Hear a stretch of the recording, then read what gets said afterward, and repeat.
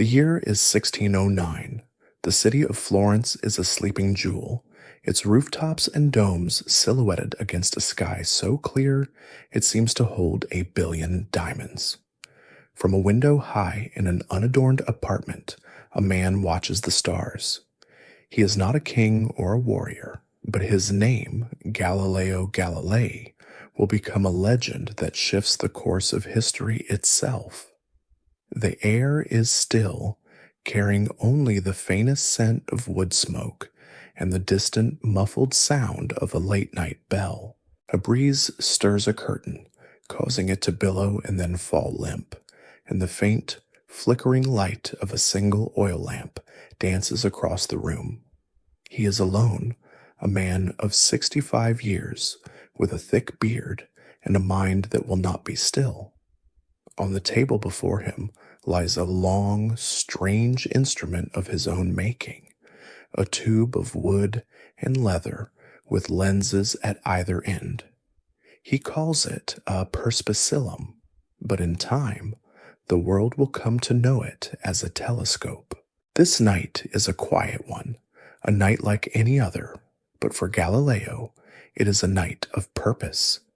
He has heard whispers of this new device from the Low Countries, and he has spent weeks, months even, perfecting his own version. He holds it now, this crude, beautiful thing, his creation, and in its lenses, he sees not just the night sky, but the universe itself, waiting to be revealed. He raises the tube, not to a distant star, but to the moon, its familiar face now rendered with stunning, alien clarity. What secrets would it reveal? Did you know that this was the very night Galileo first turned his homemade telescope on the heavens, setting in motion a revolution of the mind that would challenge all that humanity believed to be true? Before you get comfortable, take a moment to like the video and subscribe, but only if you genuinely enjoy what I do here. The world Galileo lived in was a place of ordered certainties. For centuries, the cosmos had been understood through the lens of ancient philosophers and the teachings of the Church. The sun, the moon, the stars, and the planets were thought to be perfect spheres, traveling in perfect circles around a perfectly stationary Earth. This was the geocentric model, the worldview that had held sway since the time of Ptolemy in the 2nd century CE. The Earth was the center of everything, and everything else in the heavens was subservient to it, a beautiful and divinely ordered system. But Galileo, through the simple act of looking, was about to challenge this entire framework. The moon he saw through his telescope was not a smooth, perfect orb. It was pitted, so cratered, and mountainous. It had shadows and textures, just like the Earth itself. This was a direct contradiction of the prevailing belief that celestial bodies were made of a different, more perfect substance than our own world. This wasn't just a fun fact for a planetarium show. It was a fundamental crack in the foundation of the established order. His first discoveries were published in a small pamphlet he titled Sidereus Nuncius, or The Starry Messenger. It was a slim volume, but its contents were explosive.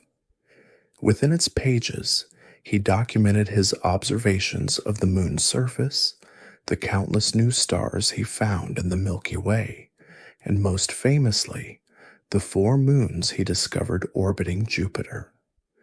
The discovery of Jupiter's moons was perhaps the most unsettling for the old way of thinking. Here were celestial bodies not orbiting the Earth, but something else entirely. It was a miniature solar system, a small model of what a heliocentric, sun-centered universe might look like. Galileo's work, in a single stroke, moved science from a philosophical exercise to one of observation and experimentation. He didn't just think about the universe, he looked at it, and he wrote down what he saw. This was a new approach, a departure from the reliance on ancient texts and scholarly debates. The telescope was more than a tool. It was an instrument of change, a way of seeing that the world was not as it had been imagined. It was, in many ways, the first true instrument of the scientific revolution, a quiet, almost imperceptible shift that would echo through the centuries. Historians still argue whether Galileo's timing was more important than his genius. The 17th century was a moment of intellectual ferment, a time when new ideas were already simmering across Europe. But Galileo's ability to turn theory into demonstrable fact, to show people with their own eyes that the cosmos was not as they believed, gave the intellectual shift a new kind of power. He was a master of self-promotion, a brilliant writer, and a showman, and he knew how to use these talents to get his ideas out into the world. He sent telescopes to the powerful and the influential, and he wrote his books not in academic Latin, but in the vernacular Italian, so that they could be read by a wider audience. He wasn't just talking to professors in dusty university halls. He was speaking to merchants, to artists, to anyone who had the curiosity to listen. He knew that the revolution would not be won in a lecture hall, but in the public square. His journey, however, would soon lead him from the public square to the very heart of the establishment, and a conflict that would define his life and shape the future of science itself. As Galileo's observations circulated, the world he lived in was still deeply rooted in tradition and authority. The 17th century was a period of profound social and political upheaval, a world of powerful monarchies and the enduring influence of the Catholic Church. For the average person, life was local and knowledge was passed down from generation to generation. Education was a privilege, and what was known about the universe was what had been taught for centuries in the great universities of Europe. The works of ancient Greek philosophers, particularly Aristotle and Ptolemy, were not just respected, they were practically gospel. Their ideas provided a beautiful and logical explanation for everything, from the movement of the planets to the behavior of objects on Earth. The cosmos was a perfectly ordered place, with a stable, unchanging Earth at its center, a place of perfect harmony and divine creation. This was the intellectual bedrock of Galileo's time. The Church, in particular, had integrated these ancient ideas into its own theological framework. The geocentric model, where the Earth was the center of creation, fit perfectly with the idea that humanity was the pinnacle of God's work. To suggest otherwise was not just a scientific disagreement, it was a theological challenge. It wasn't a matter of simply being wrong about the stars. It was about questioning the very special place of humanity in the universe. Imagine trying to explain to someone today that a new discovery proves everything they've ever been taught about their place in the world is incorrect. That's the scale of the challenge Galileo was presenting. He wasn't just a scientist, he was an intellectual provocateur. He saw the world not through the lens of ancient texts, but through the lens of a telescope, and he saw a universe far more complex and dynamic than anyone had previously imagined. His own genius was a blend of mathematics, engineering, and a knack for observation. He was not a recluse in a lab. He was an engaged member of the court of the Medici family in Florence, who were his patrons. He was a courtier, a public figure, and a brilliant conversationalist. He had to be. In a world without social media or scientific journals as we know them, a scientist's reputation and funding depended on the relationships they built with the powerful. Galileo's wit and charm were as important as his telescope, as they opened doors and won him favor in the halls of power. He was a man who understood that his ideas needed a stage to be heard, and the Medici court was the grandest stage of all. But even with the support of the Medicis, he was playing a dangerous game. The established authorities, particularly the Jesuits, who dominated scientific thought at the time, viewed his work with increasing suspicion. It wasn't just a simple disagreement over Jupiter's moons. It was a battle for the soul of knowledge itself. For example, the Jesuit astronomer Clavius, who was known as the Euclid of the 16th century, initially confirmed Galileo's observations. This was a mainstream historical fact, a moment of scholarly agreement that seemed to bode well for Galileo. However, the interpretation of those observations was where the conflict began. While Clavius and others could see the moons of Jupiter, they argued that this didn't necessarily prove the Copernican theory. They tried to fit these new observations into the old geocentric model, twisting the established dogma to accommodate the new facts. This is the intellectual equivalent of trying to shove a square peg into a round hole. It worked for a time, but the pressure was building. Galileo's work, which was so carefully and meticulously laid out, was a direct and frontal assault on that intellectual contortion. He was pointing out that the geocentric model wasn't just complicated, it was demonstrably false. He wasn't just adding a few footnotes to an old textbook, he was trying to rewrite the entire thing. The stage was set for a confrontation, not just between a man and an institution, but between two fundamentally different ways of understanding the world, one based on faith and tradition, and the other based on observation and reason. Galileo, with his little tube of lenses, had started a fire that would consume much more than his own life. It would, in time, consume a way of thinking that had lasted for over 1,000 years.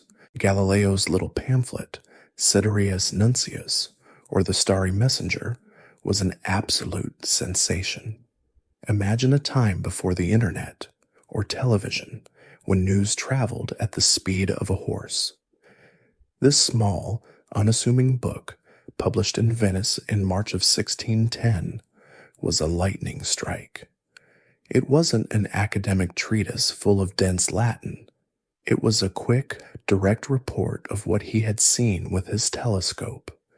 It was a masterpiece of scientific communication. In it, Galileo laid out his most shocking findings with a quiet, undeniable logic.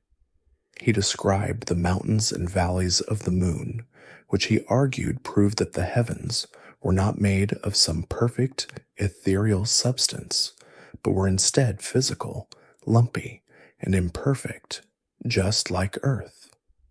He drew detailed, almost poetic sketches of the lunar surface, making his point in a way that anyone could understand. This was a direct, visual challenge to the ancient dogma, but it was his account of Jupiter that truly sent shockwaves through the intellectual community. Galileo described 4 small, bright stars that he had observed orbiting Jupiter, changing their position night after night. He named them the Medicean stars, in honor of his powerful patrons, a clever political move that likely helped shield him from initial criticism. The implication was profound. The long-held belief was that all celestial bodies revolved around the earth. But here, a small, indisputable system existed with Jupiter at its center. It was a miniature model of a heliocentric universe, a tiny, elegant argument for Copernicus's sun-centered model of the cosmos. It was as if Galileo had found a tiny, working replica of the universe that contradicted the official blueprint. The sheer audacity of the claim was stunning. The reaction was immediate and divided. Some scholars, particularly the Jesuits, who had their own excellent astronomers, were able to replicate his observations. They looked through their own telescopes and saw the same moons, the same craggy surface of the moon. This was a mainstream historical fact that couldn't be ignored. But as with the ancient philosophers, they struggled to reconcile what they saw with what they believed. Some tried to argue that the moons were optical illusions created by the telescope itself. Others concocted wild, convoluted theories to explain how these new discoveries could still fit within the geocentric model, like a magician trying to keep a dozen spinning plates in the air. The scientific community was being forced to choose: trust the evidence of your own eyes, or trust the wisdom of the ages. Galileo, in his genius, understood the power of a good story. He wasn't just presenting data. He was inviting his readers on a journey of discovery. He wrote with a sense of wonder and excitement, making the reader feel as if they were right there beside him, looking through the telescope for the first time. The language was accessible, the observations were clear, and the conclusions were unavoidable. He was making science fun and dramatic. He even slipped in a gentle, sarcastic jab at the geocentric model, noting how much more elegant the Copernican system was. A less cautious man might have been more direct, but Galileo, ever the courtier, knew how to phrase a critique as a compliment to the beautiful order of the universe. The publication of Sidereus Nuncius wasn't just a moment in history. It was a turning point. It shifted the focus of scientific inquiry from pure speculation to empirical observation. It proved that a simple tool in the hands of a brilliant mind could overturn centuries of accepted wisdom. It set the stage for the rest of his life's work, and ultimately for his dramatic and heartbreaking conflict with the very authorities who had once celebrated him. The quiet, star-strewn night of Florence was over, and the dawn of a new, more uncertain, but infinitely more exciting intellectual age had begun. Before Galileo, the universe was an orderly, predictable place. It was a place where things, by their very nature, belonged. In the Aristotelian and Ptolemaic models, which had been the dominant view for over 1,000 years, everything had its place. The earth was the solid, unmoving center of the universe. The moon, the sun, the planets, and all the stars were embedded in perfect, crystalline spheres that rotated around the earth. The planets in particular were thought to move in perfect circles, a concept considered to be the most divine and perfect form of motion. When astronomers observed that planets sometimes appeared to slow down, stop, and even move backward in their paths across the sky, a phenomenon known as retrograde motion, they didn't question the fundamental model.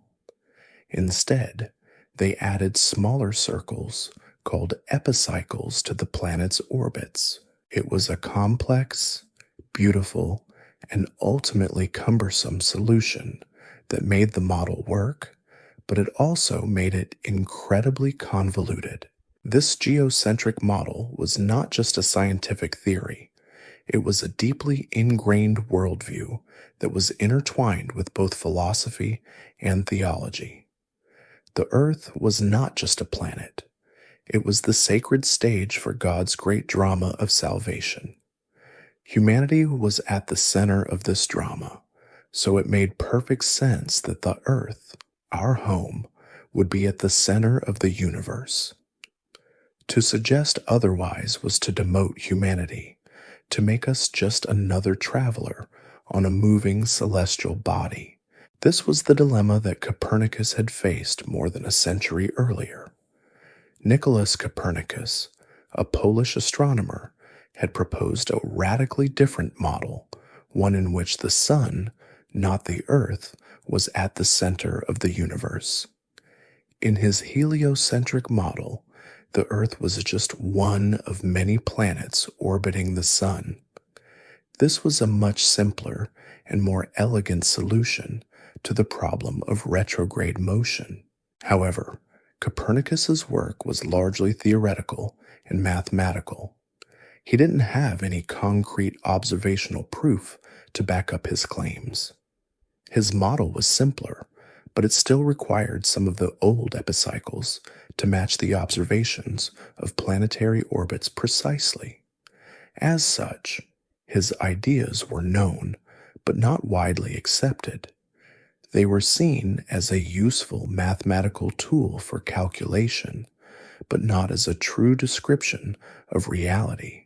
His book, De Revolutionibus Orbium Coelestium, or On the Revolutions of the Heavenly Spheres, was published in 1543, the year of his death, and it didn't cause an immediate uproar.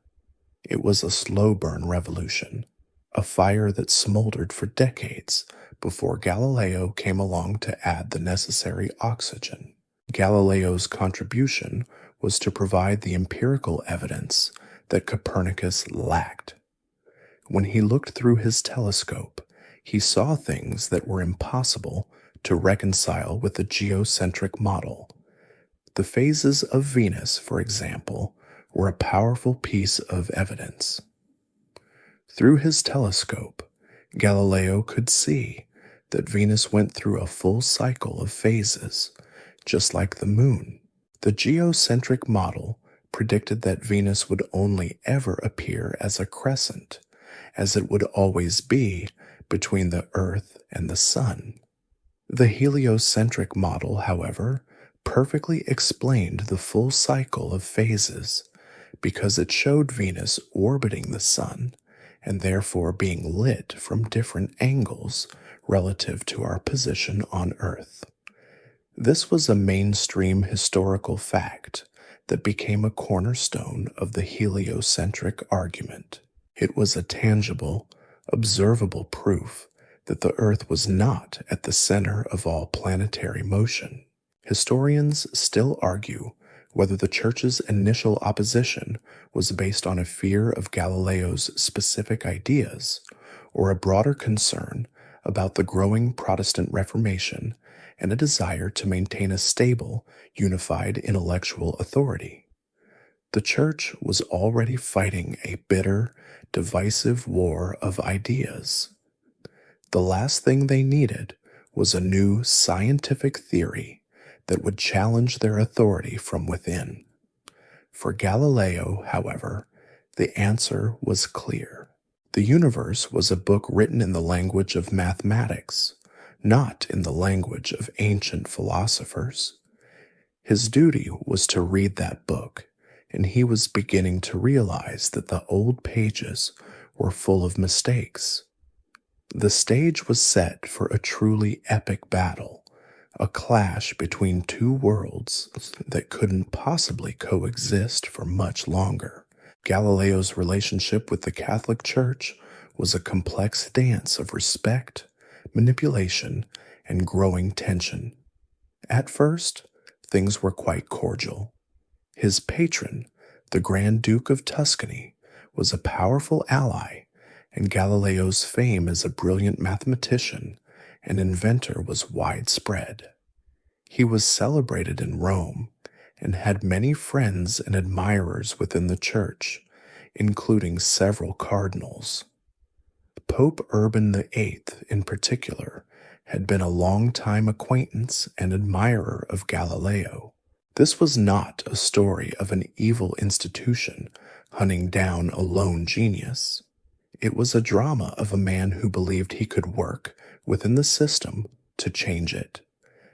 Galileo was a devout Catholic himself, and he genuinely believed that his discoveries did not contradict the Bible. He argued that the scriptures spoke to matters of faith and salvation, while the book of nature was written in the language of mathematics and observation. As he famously put it, the Bible tells us how to go to heaven, not how the heavens go. But the political climate was shifting. The church was still reeling from the Protestant Reformation, and it was fiercely protective of its authority. The Council of Trent, which concluded in 1563, had codified Catholic doctrine and placed a new emphasis on the church's interpretation of Scripture. They saw the rise of new ideas and interpretations as a threat to their stability and power. The heliocentric model, in particular, was seen as a dangerous idea. It not only contradicted ancient philosophy, but also seemed to contradict several passages in the Bible, such as the story of Joshua commanding the sun to stand still. For many within the church, this was a line they could not let Galileo cross. In 1616, Galileo was called to Rome to be officially warned about his Copernican views. The Inquisition, the church's judicial body, declared the heliocentric theory philosophically false and absurd and formally heretical. Galileo was personally advised by Cardinal Bellarmine to abandon his view that the sun was at the center of the universe. This was a critical turning point. He was not forbidden from discussing Copernicus as a mathematical hypothesis, a useful tool for calculation, but he was explicitly warned not to teach it as a physical reality. For Galileo, this was a difficult pill to swallow. He believed his observations proved it was a physical reality, not just a convenient mathematical trick. He returned to Florence, and for several years, he kept a low profile on the matter, turning his attention to other areas of physics. However, the election of his friend, Cardinal Barberini, as Pope Urban VIII in 1623, rekindled his hope that he might be able to revisit the topic. He believed that with a sympathetic pope, he could finally get his ideas accepted. Pope Urban VIII did indeed encourage him to write about the astronomical systems, but with a strict condition. He must present both the geocentric and heliocentric arguments fairly, and not conclude which one was correct. He must, in the Pope's words, present them as a hypothesis. Galileo, ever the clever and confident debater, agreed. He began work on what would become his most famous and most damaging work. Historians still argue whether Galileo truly intended to follow the Pope's instructions, or whether he saw this as a golden opportunity to prove the heliocentric theory once and for all. He seemed to have underestimated the political forces at play and the growing suspicion of his enemies. He believed in the power of evidence and reason, but he was up against a political and religious institution that was built on a foundation of authority and tradition. The stage was set for the final act of his drama, a tragic clash between the old world and the new.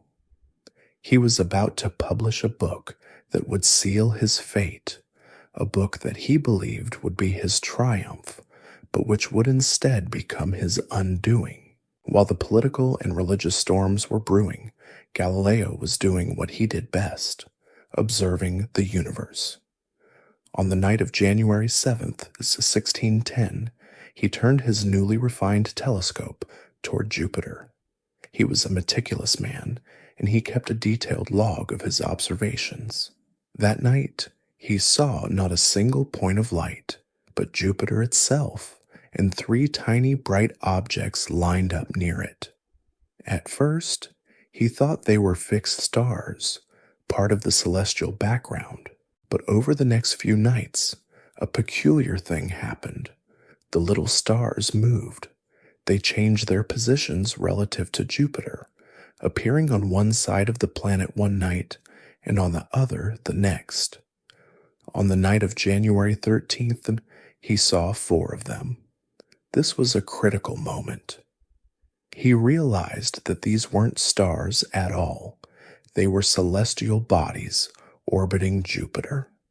This discovery, a mainstream historical fact, would fundamentally alter the scientific understanding of the cosmos. Imagine the quiet excitement, the slow, patient accumulation of data night after night as the little points of light danced around the giant planet. He was the first human being to witness a celestial dance that was not centered on the Earth.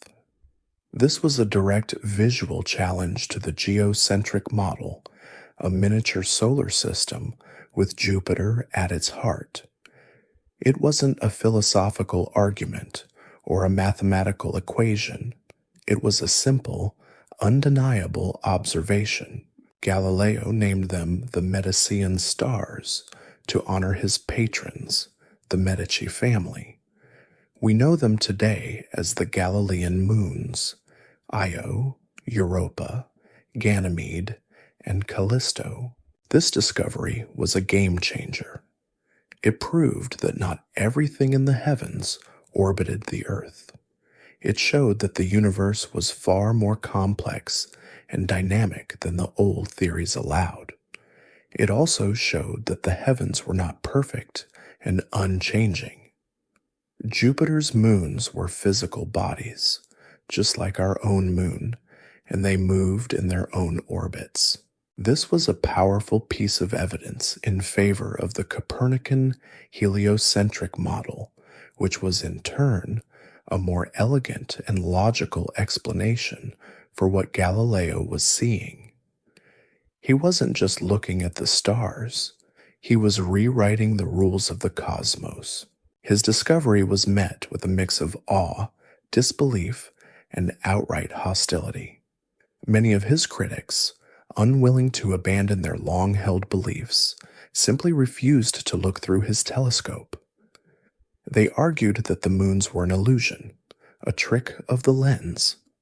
Others, particularly the Jesuits, who were leading astronomers in their own right, did look and were forced to confront the new reality. Some of them tried to concoct complex, convoluted explanations that would allow Jupiter's moons to exist while still preserving the geocentric model. It was a kind of intellectual acrobatics, a desperate attempt to fit a new reality into an old, broken system. Galileo's triumph, however, was short-lived. His success and growing fame attracted the attention of his rivals and enemies who saw his work as a direct attack on their authority. The Church, in its own struggle to maintain control in a tumultuous era, became increasingly suspicious. This seemingly simple act of looking at the stars set in motion a chain of events that would lead Galileo to the Roman Inquisition. His telescope had allowed him to see the truth, but it had also made him a dangerous man, a heretic in the eyes of those who believed that truth was a matter of authority, not observation. The stage was now set for the final, tragic act of his life, a confrontation between a man and an institution, between the power of a single observation and the weight of 1,000 years of tradition. Galileo's celebrity and the power of his telescope had by now made him a target. It wasn't just his theories that were a problem, but his manner. He was a confident, some would say arrogant, man who wasn't afraid to point out the flaws in others' thinking. His enemies and rivals, particularly in the academic world, saw an opportunity to bring him down. The rumblings started in Rome, not from the highest levels of the church, but from theologians and philosophers who saw his ideas as a direct threat to their authority and to the established order. This growing resentment created a perfect storm. The first official confrontation came in the 1616. Galileo was summoned to Rome to be questioned by the Inquisition. The atmosphere was formal and serious. Cardinal Bellarmine, one of the most respected theologians of the time, was tasked with handling the case. The core issue wasn't just Galileo's observations. It was his insistence that the Copernican model was not just a mathematical tool, but a physical reality. This was a crucial distinction. The Church was willing to use Copernicus's work for its practical applications, like calendar reform, but it was not ready to declare it as fact, especially not at the expense of Scripture. The official decree declared the heliocentric theory false and absurd. As a mainstream historical fact, the Inquisition formally prohibited the teaching of Copernicanism as a physical reality. Galileo was warned to cease his support for it, and his letter on sunspots, which supported the heliocentric view, was placed on the index of forbidden books. For Galileo, it was a moment of deep frustration. He had presented his evidence with a quiet confidence, showing his interlocutors the phases of Venus and the moons of Jupiter, but they refused to be swayed. They were not arguing from observation, but from authority. They saw their role as the protectors of revealed truth, and Galileo was a rogue intellectual who was operating outside their control. He was, in their eyes, a dangerous man, not because he was an atheist. He was a devout Catholic, but because he was a free thinker. He believed that the truth could be found in the world around him, not just in the ancient texts of the past. Despite the warning, Galileo remained optimistic. He believed that his friend, Cardinal Barberini, who would later become Pope Urban VIII, was on his side. He believed that if he could just present his case clearly and logically, reason would prevail. He didn't realize that the political and religious currents were moving against him, and that the stakes were much higher than a simple debate about the cosmos. The Protestant Reformation had fractured Europe and plunged it into religious wars. The Church was not in a mood to tolerate any further challenges to its authority, no matter how small or how well-founded. Historians still argue whether the Church's condemnation of Galileo was a necessary act to maintain order in a chaotic world, or a grave mistake that set back scientific progress for centuries. There is no easy answer. On the one hand, the Church was trying to protect a cohesive, if flawed, worldview. On the other, they were suppressing a truth that would eventually be proven beyond a doubt. The trial of Galileo was not just about him. It was a microcosm of a much larger struggle. It was a moment when the old world and the new world came to a head, and the outcome would define the relationship between science and faith for centuries to come. Galileo, with his quiet defiance and his belief in the power of observation was about to become a symbol of that struggle, a hero to some and a heretic to others. Despite the 1616 warning from the Inquisition, Galileo did not stay silent forever. He was a man with a deeply held conviction in the truth of his observations, and he believed that if he could just present his case clearly and without overt defiance, he could win over the Church. This hope was bolstered by the election of his friend, Cardinal Maffeo Barberini, to the papacy as Pope Urban VIII. The new pope was a cultured man, a patron of the arts and sciences, and a longtime admirer of Galileo's work. He encouraged Galileo to write a new book comparing the two great systems of the world, the Ptolemaic, earth-centered, and the Copernican, sun-centered. There was one crucial catch. Galileo was to present both theories as mere hypotheses and not to come down definitively on the side of Copernicus. He was to show that both models could mathematically account for the observed motions of the planets, but that the Church's authority on the matter of reality was final. Galileo took the Pope at his word, or so he claimed. For years he worked on a masterpiece of scientific literature, Dialogue Concerning the Two Chief World Systems. It was published in 1632 and was, in many ways, an intellectual triumph. The book was written not in academic Latin, but in Italian, making it accessible to a much wider audience beyond the universities and the Church. He structured the book as a conversation between three characters: Salviati, a brilliant proponent of the Copernican system; Sagredo, a neutral and curious layman; and Simplicio, a proponent of the Aristotelian and Ptolemaic system. The name Simplicio itself was a bit of a gentle jab, as it could mean simpleton, though Galileo insisted it was a tribute to a long-dead philosopher. The dialogue was a masterclass in Socratic argumentation. Salviati, the Copernican, systematically and brilliantly dismantled every argument for the geocentric model, using Galileo's own observations as evidence.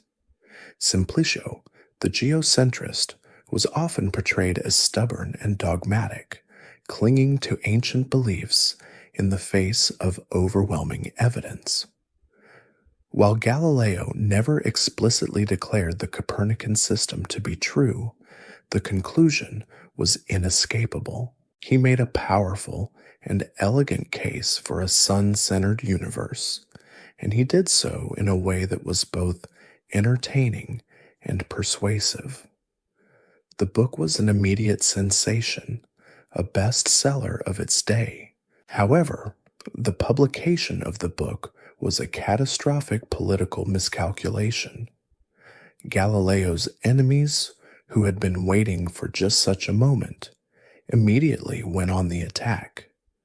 They pointed out that the character Simplicio, the one who was constantly being outwitted and whose arguments were being ridiculed, was essentially speaking the Pope's own words.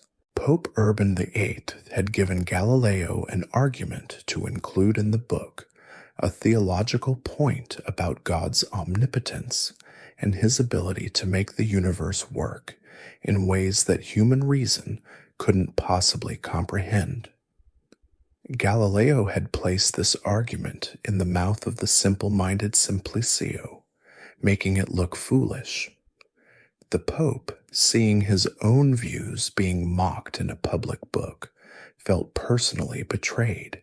This was a mainstream historical fact that turned Galileo's powerful ally into his most dangerous enemy. The political climate had also changed, with the 30 Years' War raging across Europe and the Catholic Church under siege from Protestant forces. The Pope could not afford to be seen as soft on a heretic. The dialogue, which Galileo had intended to be his crowning achievement, was a spark that lit a powder keg. The Inquisition was re-engaged, and this time the consequences would be much more severe. The quiet intellectual debate was over. A great public trial was about to begin. With the publication of Dialogue Concerning the Two Chief World Systems, Galileo had walked directly into the line of fire. His political allies had abandoned him, and his most powerful patron, the Pope, now felt personally slighted. The book, which he had hoped would be a gentle persuasion, was instead seen as an act of open defiance. A formal summons from the Roman Inquisition arrived in his home in Arcetri in the autumn of 1632. By this time, Galileo was old and frail, suffering from various ailments, but the summons was not optional. He was required to travel to Rome to stand trial. He was not a warrior facing a battlefield, but a scholar facing the full force of a powerful and unforgiving institution. The trial began in April 1633. The atmosphere was one of quiet, methodical intimidation. This was not a public spectacle with a jury in a dramatic courtroom. It was a series of interrogations in the private chambers of the Holy Office. The inquisitors were not interested in debating science. They had already made up their minds. Their goal was to establish that Galileo had violated the 1616 injunction, which had forbidden him from holding or defending the Copernican theory. The core of their case rested on a single controversial document, a memorandum from 1616 that claimed Galileo had been forbidden not just from defending Copernicanism, but also from discussing it in any way.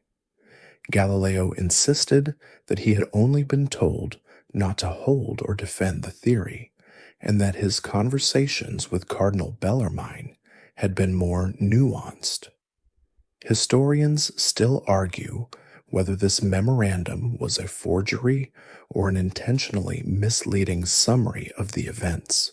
The trial was a classic example of authority over evidence. The inquisitors were not swayed by Galileo's brilliant arguments or his powerful observations. The moons of Jupiter and the phases of Venus were irrelevant to their case. The issue was not the truth of the cosmos, but the obedience of a man. They accused him not of being wrong, but of being a heretic, a person who had knowingly and stubbornly defied the Church's authority. The charges against him were grave. The Inquisition had the power to torture him, to imprison him for life, or even to execute him. This was not a theoretical exercise. It was a matter of life and death. Galileo's health was failing, and the pressure was immense. He was a man who had dedicated his life to reason and observation, but he was in a world where those things mattered less than power and tradition. He was shown the instruments of torture, not to be used on him, but as a silent reminder of what could happen if he did not cooperate. He was forced to choose between his scientific beliefs and his life. It was a choice that no man should ever have to make. Ultimately, he chose a life. On June 22nd, 1633, in a small church in Rome, Galileo knelt before the inquisitors. He was wearing the clothes of a penitent. He was old, tired, and defeated. He publicly read a statement of abjuration, a formal renunciation of his views. He declared that he abjured, cursed, and detested the aforesaid errors and heresies of the Copernican theory. This public recantation, a mainstream historical fact, was the final act of his trial. It was a moment of profound sadness for all of science. A brilliant mind had been forced to deny a truth that he knew in his heart and soul to be correct.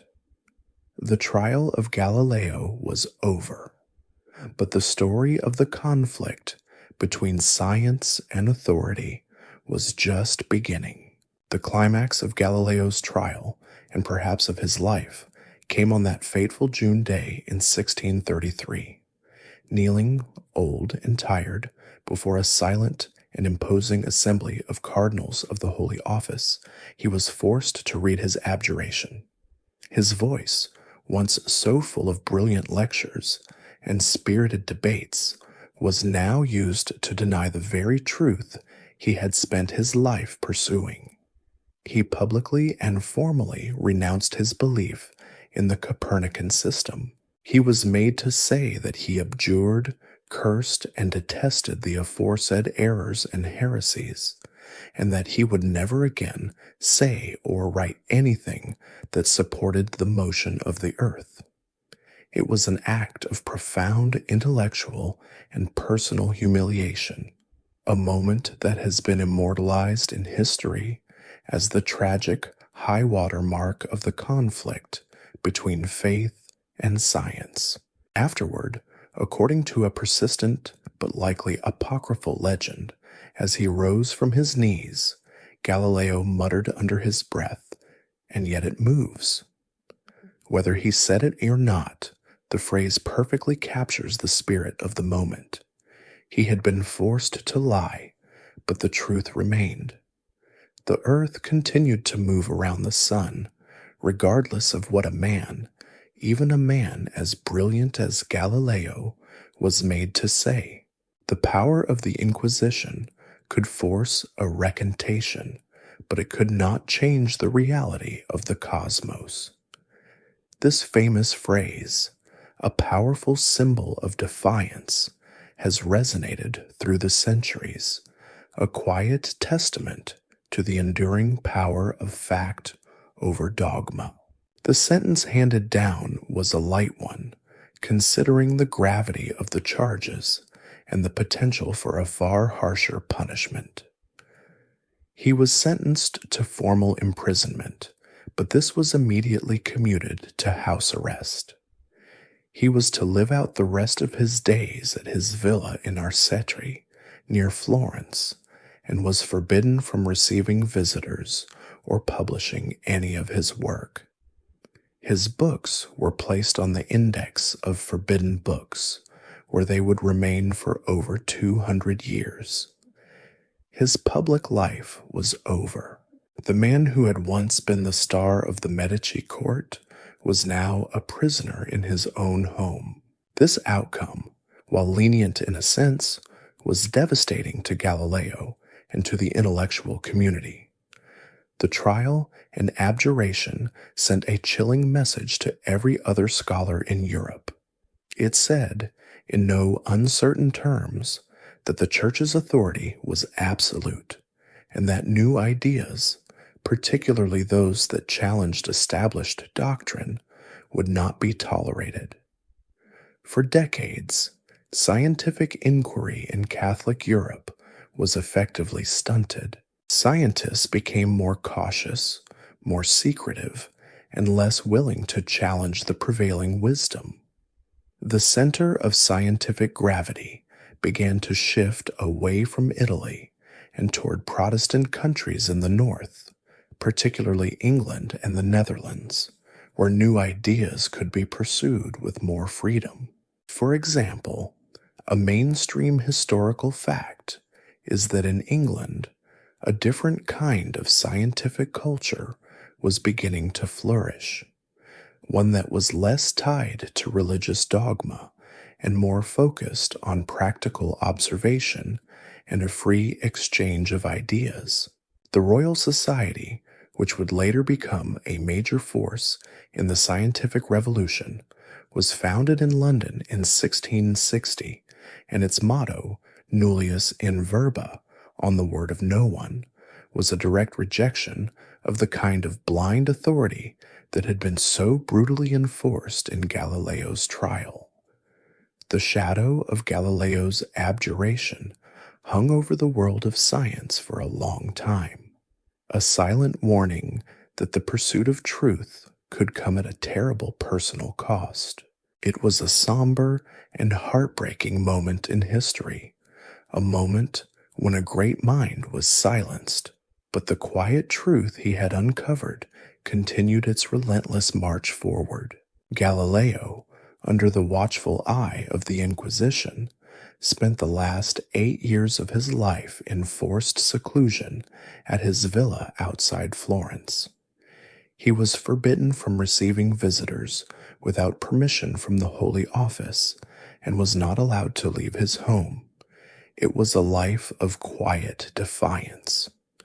Despite his public humiliation and the physical limitations of old age and growing blindness, his mind remained as sharp and active as ever. This period of his life, which to many seemed like a tragic end, was in fact a time of secret, continued intellectual work that would produce his final masterpiece.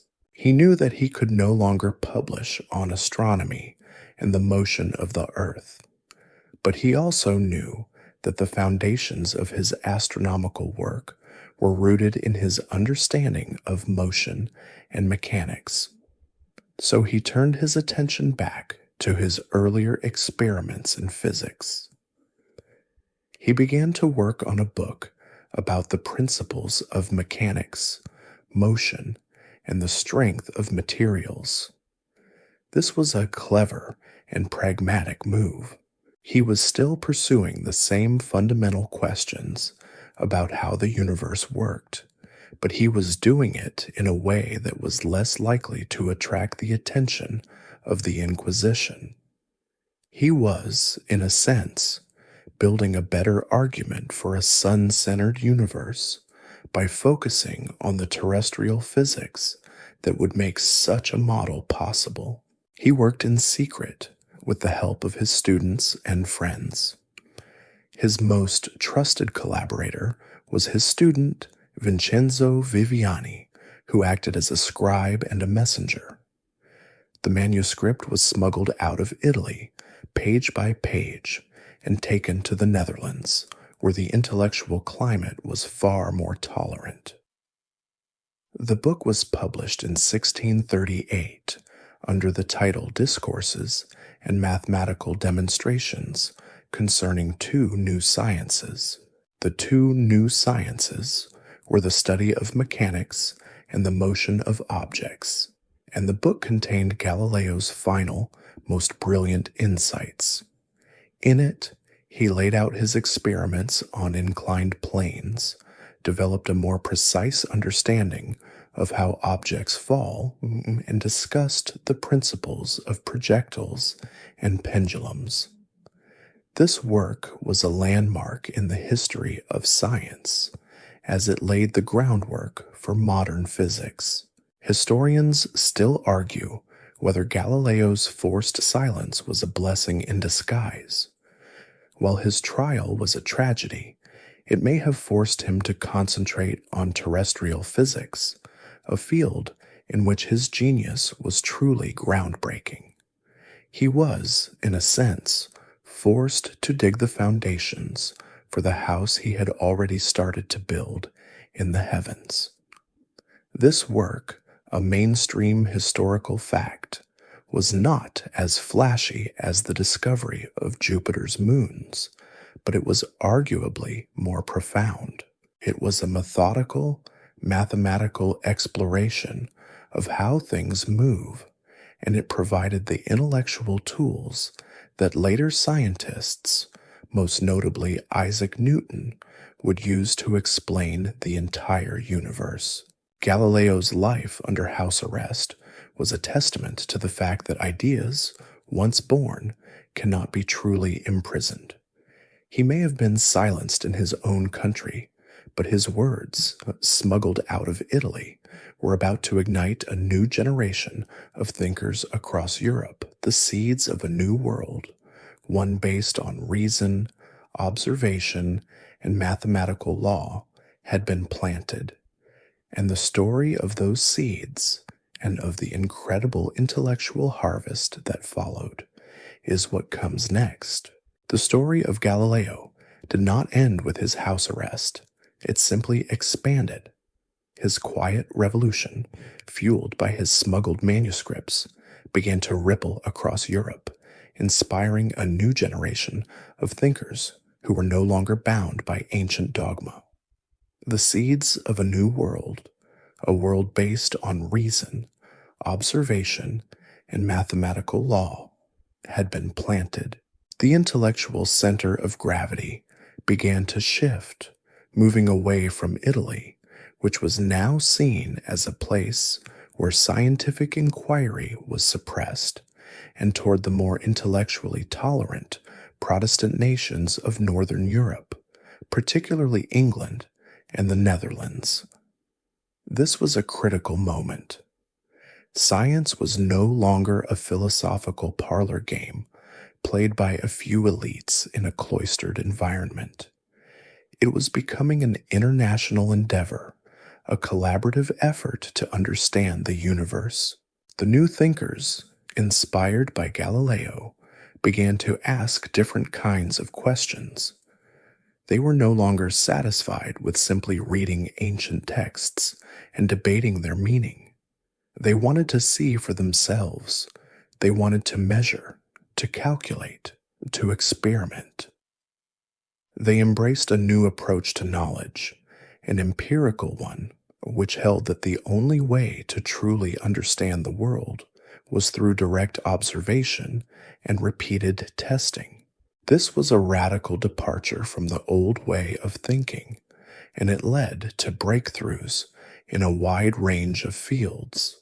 The legacy of Galileo's work was most profoundly felt in England, a place where the political and religious climate was more conducive to free inquiry. It was here that a quiet, brilliant young man named Isaac Newton was beginning his own intellectual journey. Newton would take Galileo's work and, in a sense, complete it. While Galileo had figured out how things move on Earth, Newton would figure out how they move everywhere. He would show that the same laws that govern the fall of an apple also govern the orbits of the planets. He would, in a single, beautiful stroke, unite the heavens and the earth. The old, two-tiered universe of Aristotle, one set of laws for the earth and a different, more perfect set for the heavens, was about to be replaced by a single, elegant, and universal system. Historians still argue whether the scientific revolution was a sudden, dramatic event or a slow, cumulative process. While the term revolution suggests a rapid upheaval, the reality was a gradual shift in thinking that took place over a century or more.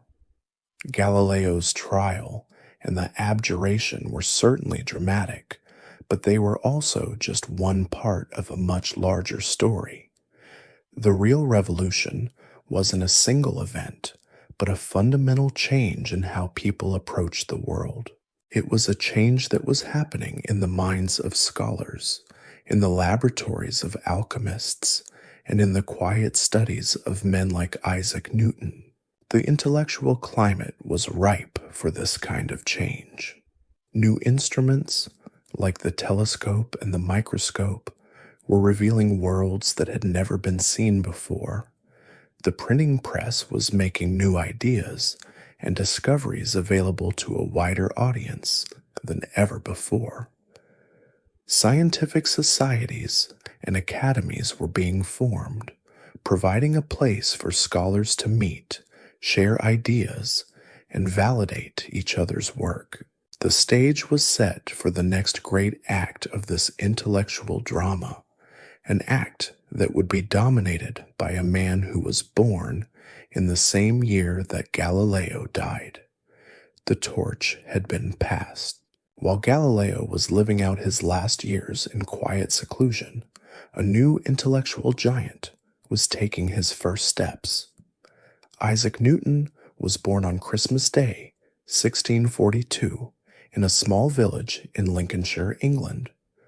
The world he was born into was still a place of magic and mystery, a world where angels and demons were thought to be just as real as rocks and trees.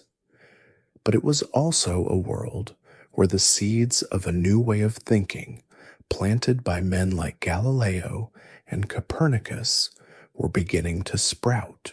Newton was a quiet and solitary child, described as an introverted boy who was more interested in building models and contraptions than in playing with other children. He was an observer, a tinkerer, a person who found more comfort in the quiet workings of the world than in the boisterousness of human society.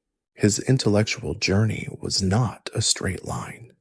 He was a decent, but not spectacular student at Cambridge, where he was exposed to the work of Galileo and other continental thinkers. He was, in a sense, self-taught, absorbing the latest ideas in mathematics and physics and working them out for himself. He was a man of immense concentration, a person who could fixate on a problem for days, weeks, or even months at a time, until he had wrung every last bit of truth from it. It was this quiet, relentless focus that would lead to his greatest breakthroughs. His famous moment of inspiration, the story of the falling apple, is one of the most enduring myths of the scientific revolution. The story goes that in 1666, a year of great plague and fire in London, Newton was at his family home in Woolsthorpe, having fled Cambridge to avoid the contagion. While sitting in his garden, he saw an apple fall from a tree. This simple, everyday event sparked a profound question in his mind. Why did the apple fall down and not up or sideways? And what if the same force that pulled the apple to the earth also pulled the moon in its orbit around the earth? This was not just a charming anecdote. It was a fundamental shift in thinking. Before Newton, people had assumed that the forces governing the heavens were different from the forces governing the earth. The heavens were a place of perfection and divine law, while the earth was a place of imperfection and earthly laws. Newton, however, had the audacious insight that the laws of nature were universal. The same force that pulled the apple to the ground also kept the moon in its orbit. He called this force gravity. He began to work out the mathematics to prove his idea, but he faced a significant challenge. The calculations were incredibly complex, and he lacked a powerful enough mathematical tool to make them work. So in an incredible feat of intellectual creativity, he invented one. This new mathematical language, which he called fluxions, is what we know today as calculus. Historians still argue whether his inspiration was more about the apple or his relentless, quiet study, but the outcome was the same. A new way of thinking about the universe was taking shape in his mind. This moment, a mainstream historical fact, was not just about a single apple. It was about a fundamental shift in perspective, a move from a qualitative understanding of the world to a quantitative one. Newton wasn't just observing, he was measuring, calculating, and proving. He was building on the foundation that Galileo had laid, and he was taking it to a new level. The universe was no longer a place of mystery and magic, but a place of elegant, predictable, and universal laws. The humble apple, in a sense, was the first domino in a chain that would lead to a complete and total reimagining of the cosmos. The year 1665 was a difficult one for London and for all of England. The city was in the grip of the Great Plague, a devastating epidemic that swept through the country, claiming thousands of lives. Public life ground to a halt. The universities, including Cambridge, were closed, and students were sent home to avoid the contagion. For most people, this was a time of fear and anxiety, but for Isaac Newton, it was a time of unprecedented intellectual freedom. He was forced to retreat to his family home in the quiet village of Woolsthorpe, and it was here, in this period of isolation, that he made some of the most profound discoveries in the history of science. This period, known as his Annus Mirabilis, or Year of Wonders, was a direct result of the historical context he found himself in. Without the distractions of academic life, Newton was free to pursue his thoughts without interruption. He had a few simple tools, a curious mind, and the work of Galileo and others to build upon. It was in this solitude that he began to work out the problems that had been occupying him. He conducted his famous prism experiments, which showed that white light is not a single, pure color, but is in fact a spectrum of all the colors of the rainbow. This was a groundbreaking discovery in optics, a field that was largely undeveloped at the time. He also laid the foundations for his laws of motion and his theory of universal gravitation. It was a period of intense and brilliant intellectual activity, a quiet revolution happening in the mind of a single man. The plague, in a strange way, was a catalyst. It forced Newton out of the structured, often rigid, academic environment of Cambridge and gave him the time and space to think for himself. He wasn't constrained by the curriculum or the expectations of his peers. He was a lone mind, grappling with the biggest questions in the universe. This isolation was a blessing in disguise, a forced retreat that led to a burst of creative and scientific genius. Of course, the story is not a simple one of a man working alone. Newton was building on a vast intellectual foundation that had been laid by centuries of thinkers. His work on gravity, for example, was an extension of the work of Johannes Kepler, who had meticulously calculated the elliptical orbits of the planets, and of Galileo, who had revolutionized the study of motion. Newton's genius was in seeing the connections between these disparate ideas and in creating a unified theory that could explain them all. His famous quote, "If I have seen further, it is by standing on the shoulders of giants," is a humble but accurate description of his work. He was not starting from scratch. He was taking the work of others, and with his unique blend of mathematical brilliance and quiet observation, pushing it to its logical conclusion. Historians still argue whether Newton's solitude during the plague was the single most important factor in his discoveries. It is impossible to know for sure, but it is clear that the lack of external distractions and the freedom to pursue his own intellectual interests were crucial. The Great Plague, a historical event of immense tragedy, inadvertently created the perfect conditions for one of history's greatest minds to flourish. It was a strange and beautiful paradox, a moment of profound darkness that led to a burst of intellectual light. The stage was set for his grandest project, a book that would change the world. Newton's intellectual journey, which began in the quiet solitude of his family home during the Great Plague, culminated in a theory of breathtaking scope and power. He wasn't just thinking about falling apples and orbiting moons. He was thinking about the entire universe. His work was a radical departure from the philosophical approach of the past. Instead of asking why things happened in a grand teleological sense, he asked how they happened, and he sought to describe the how with mathematical precision.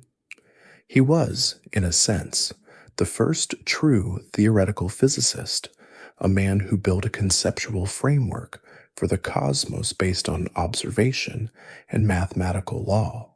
The foundation of his work was his three laws of motion. These laws, a mainstream historical fact, were simple yet profound. The first law stated that an object in motion stays in motion, and an object at rest stays at rest unless acted upon by an external force. This was a direct refutation of the Aristotelian idea that objects required a constant push to stay in motion. The second law provided a mathematical formula for force, stating that force equals mass times acceleration, F moe. And the third law stated that for every action, there is an equal and opposite reaction.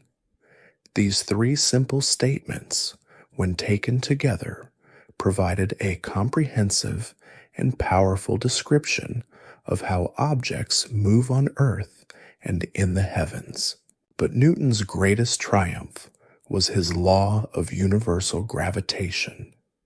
He proposed that every particle of matter in the universe attracts every other particle with a force that is proportional to the product of their masses and inversely proportional to the square of the distance between them. In plain language, this means that the bigger an object is, the more it pulls on other things, and the farther away things are from each other, the less they pull on each other. This was the elegant solution to the problem of the falling apple and the orbiting moon. He had discovered a single universal force that governed the motion of everything in the cosmos, from the smallest pebble to the largest planet. This was a profoundly beautiful idea.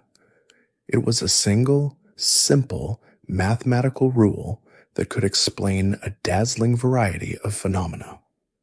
It explained why planets moved in elliptical orbits, why tides rose and fell, and why comets followed predictable paths across the sky.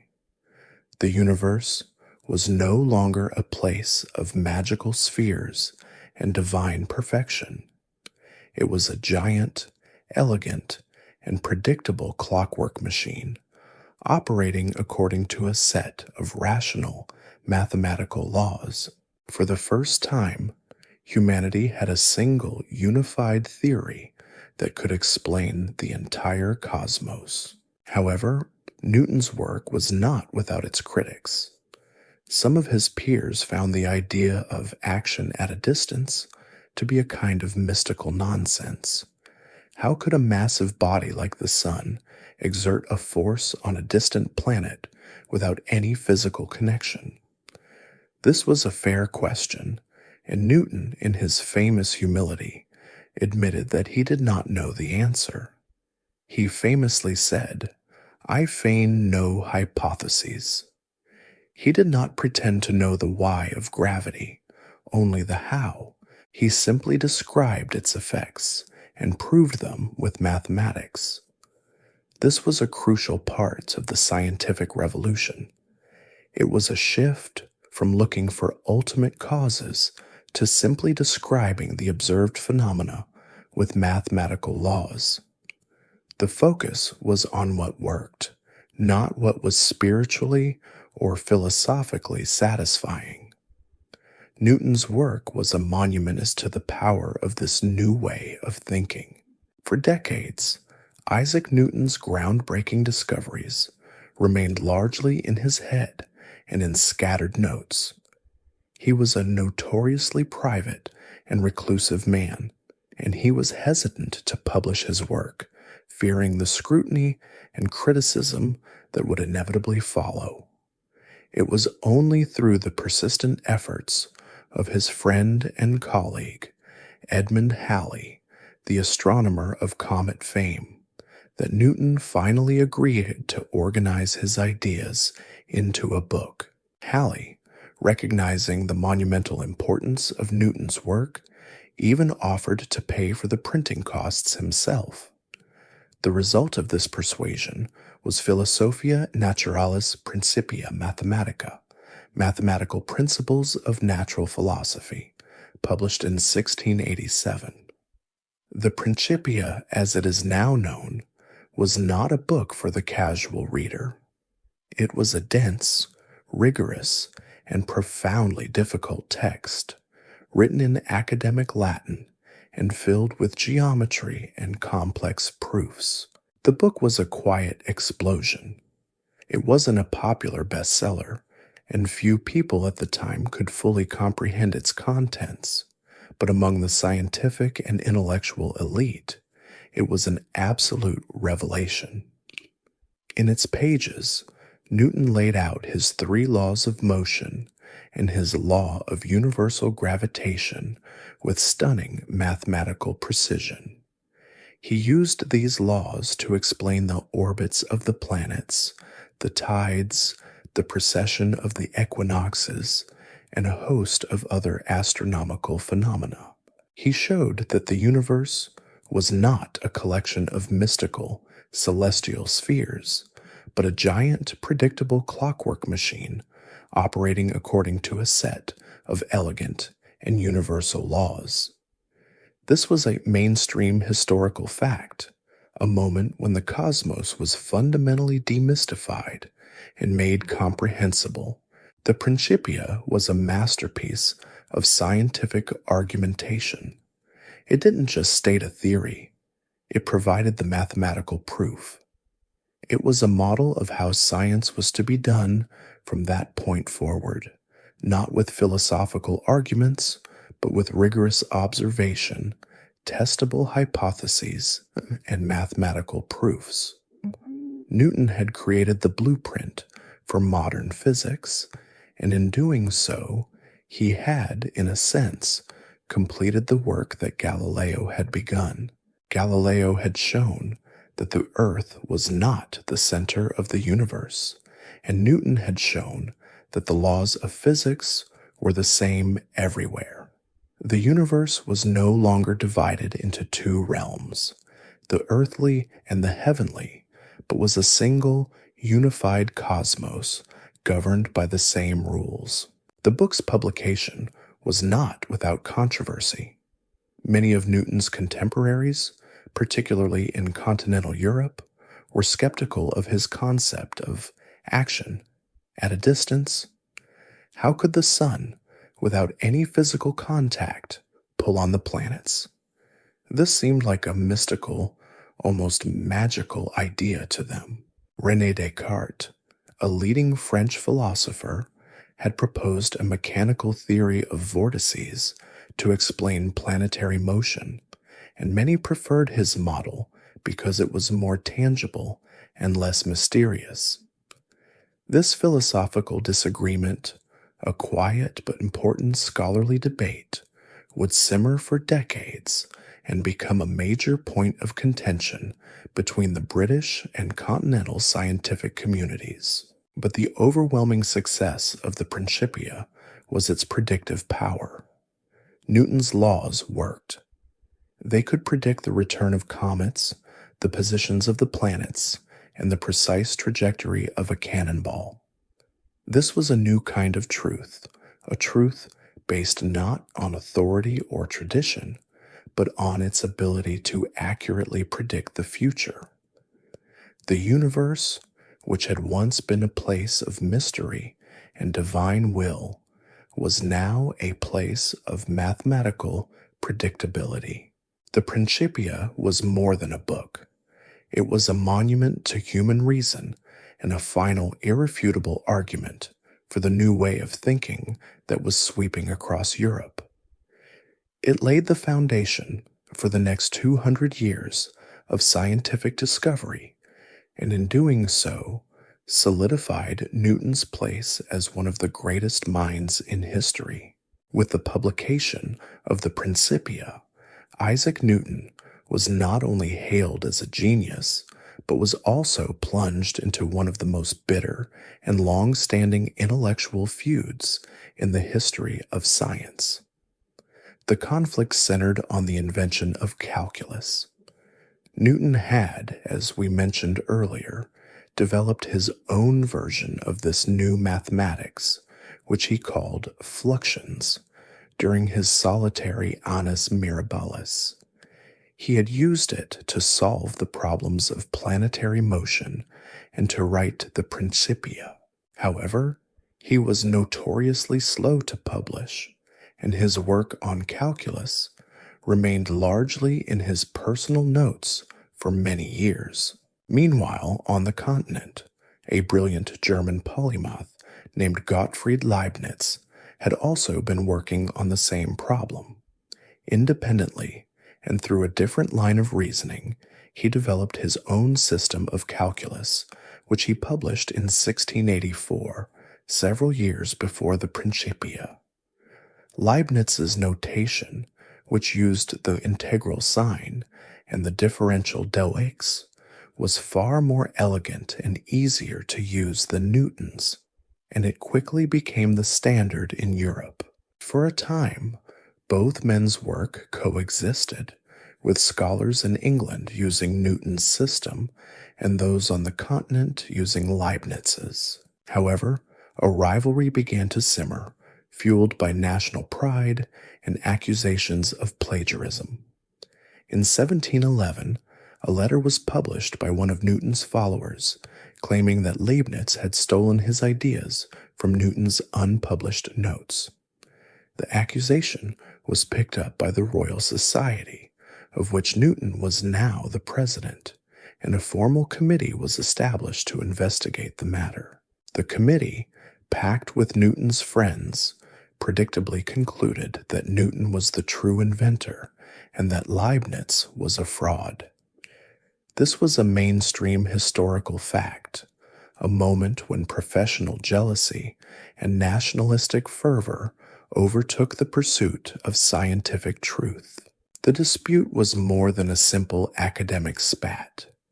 It was a battle for intellectual credit and for the direction of scientific progress.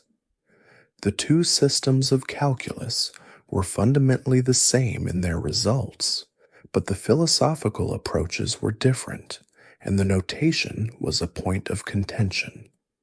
The feud became so bitter that it essentially severed communication between the British and continental scientific communities for a generation. English scientists, out of loyalty to Newton, refused to use Leibniz's superior notation, which many historians argue slowed the progress of mathematics and physics in England for decades. Leibniz, for his part, was deeply hurt by the accusations and defended his originality in a series of letters and papers.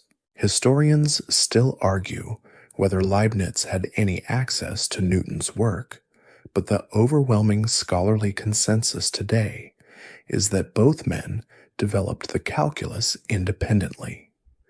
It was a classic case of simultaneous invention, a phenomenon that happens often in science when the intellectual climate is ripe for a particular breakthrough.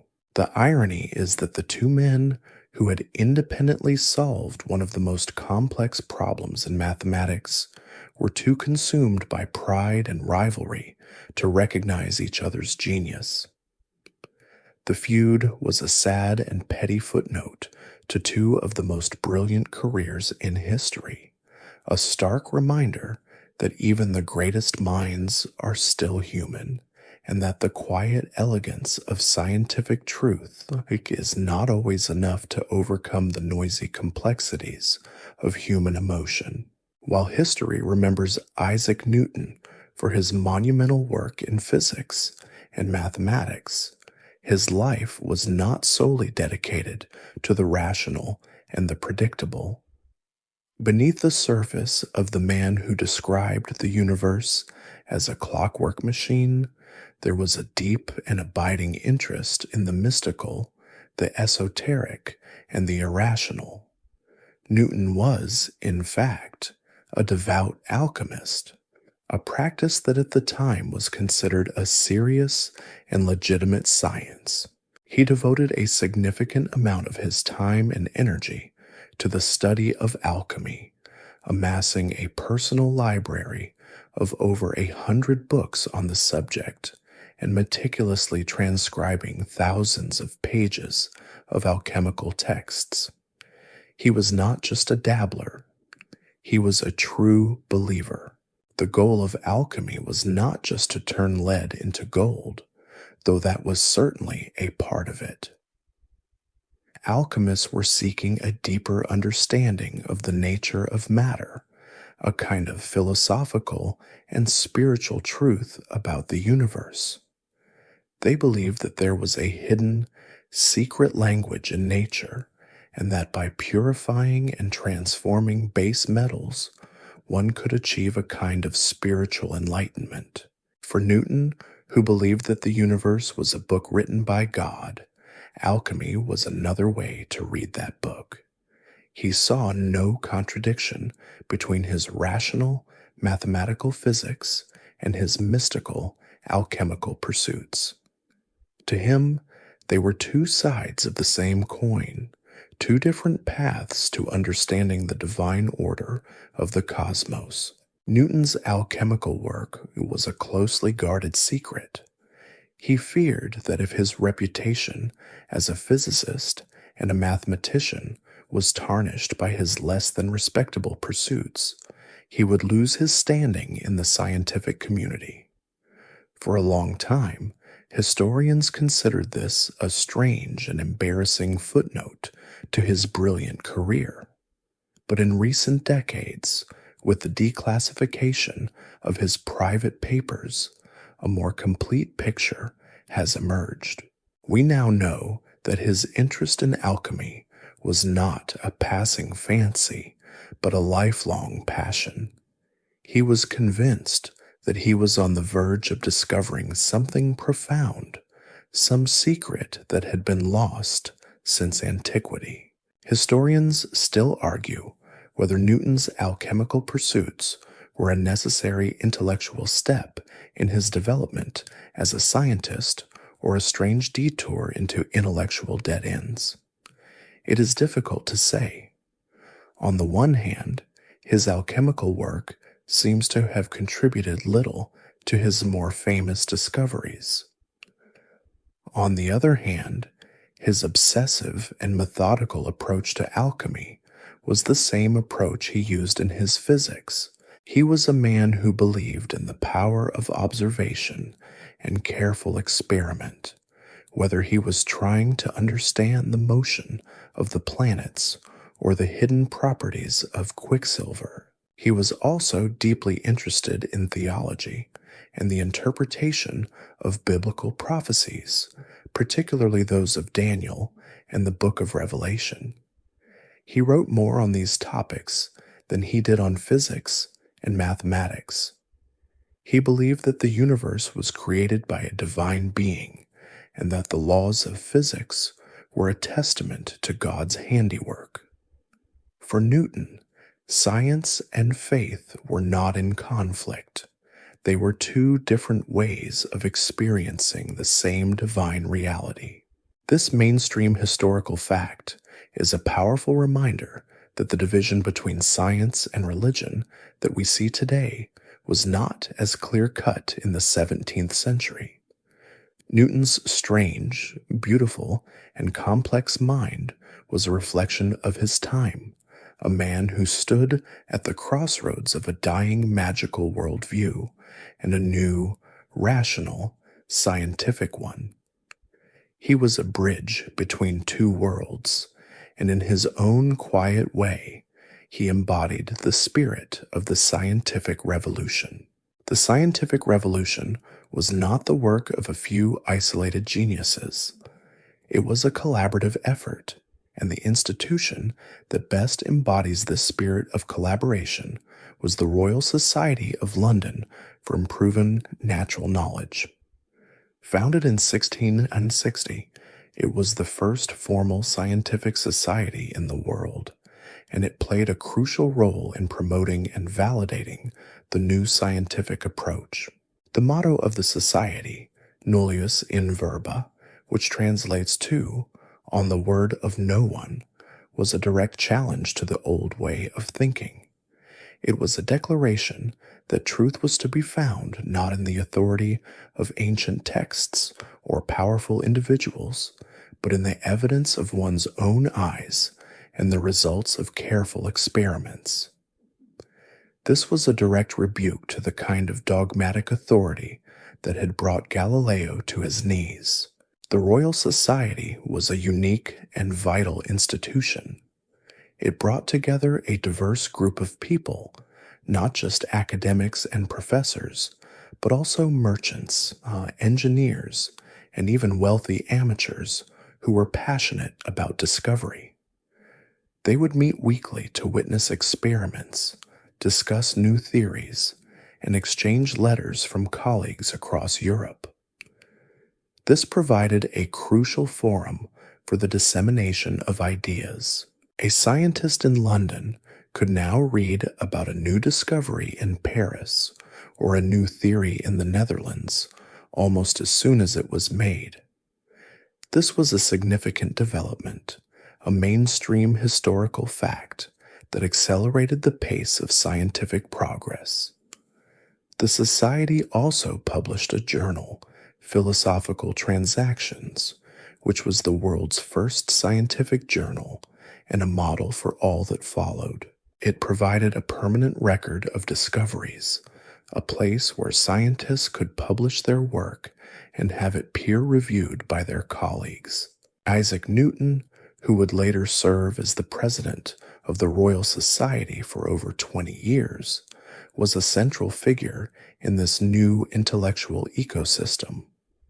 The society provided him with a platform to present his work, a forum to debate his ideas, and a network of collaborators who helped to disseminate his theories. Without the Royal Society, it is likely that many of Newton's discoveries would have remained in his private notebooks, just as his calculus had for many years. The society gave him a public stage and a sense of institutional support that had been so conspicuously absent in Galileo's later life. The role of the society was not just to publish, it was to legitimize.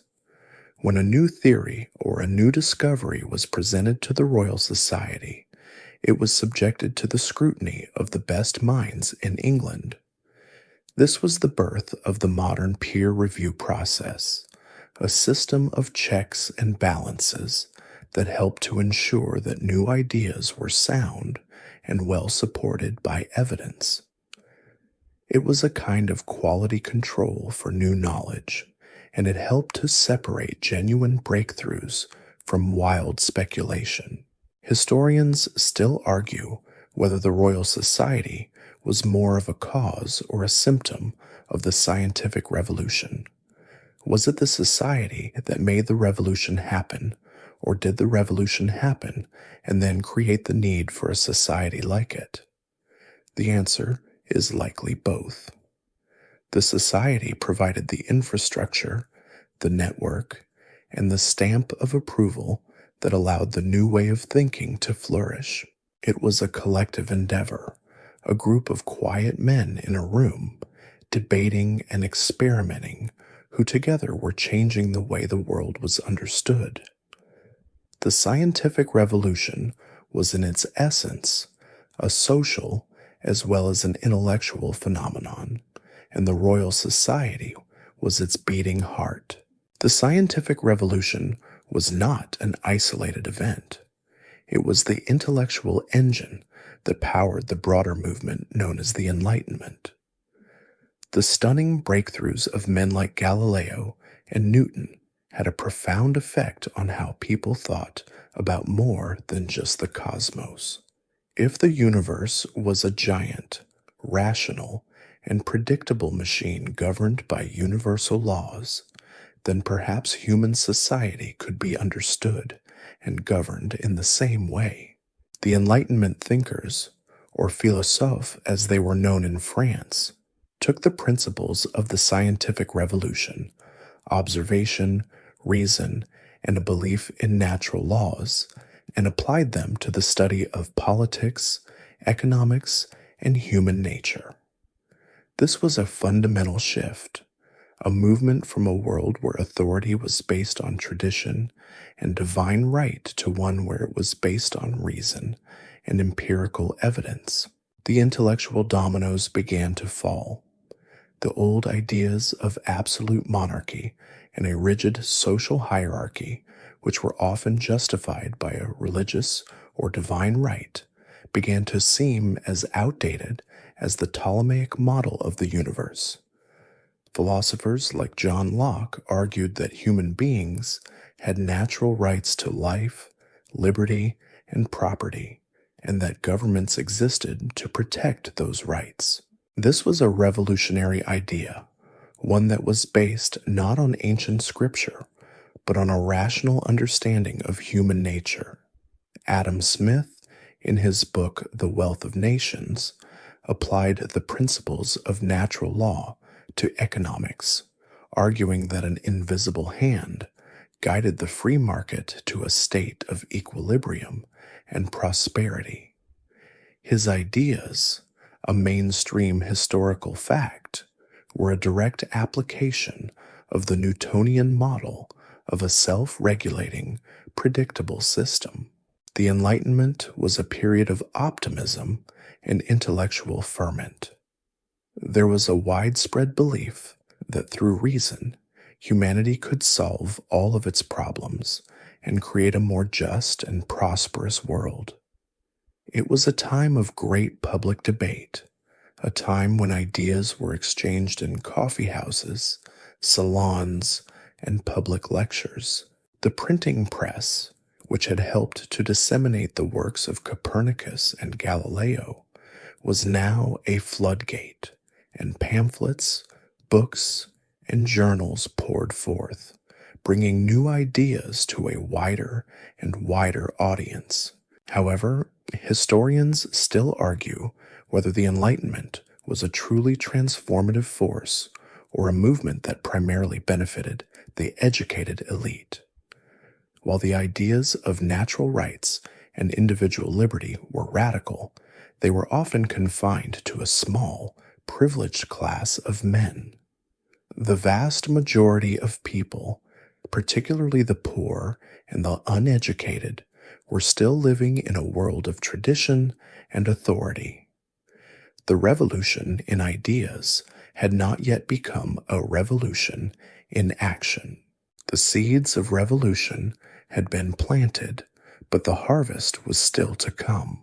The scientific revolution had, in a sense, made the world a safer, more predictable place. It had replaced a world of divine intervention and magical forces with a world of elegant, predictable laws. This sense of order and predictability gave Enlightenment thinkers the confidence to believe that they could use reason to create a better world. The path from the stars to the city was a long and winding one, but the journey had begun. The intellectual tools forged by the astronomers, physicists, and mathematicians were now being used to re-engineer human society. And as we will see, this re-engineering would have both brilliant and tragic consequences. The world of ideas was about to collide with the world of power. The principles of the scientific revolution did not remain confined to the abstract world of theories and books. They had very real, very practical applications that changed the way people lived and moved through the world. One of the most significant and immediate impacts was on the art of navigation and cartography. For centuries, Sailors had navigated by the stars and by their own experience, but this was a slow and often dangerous process.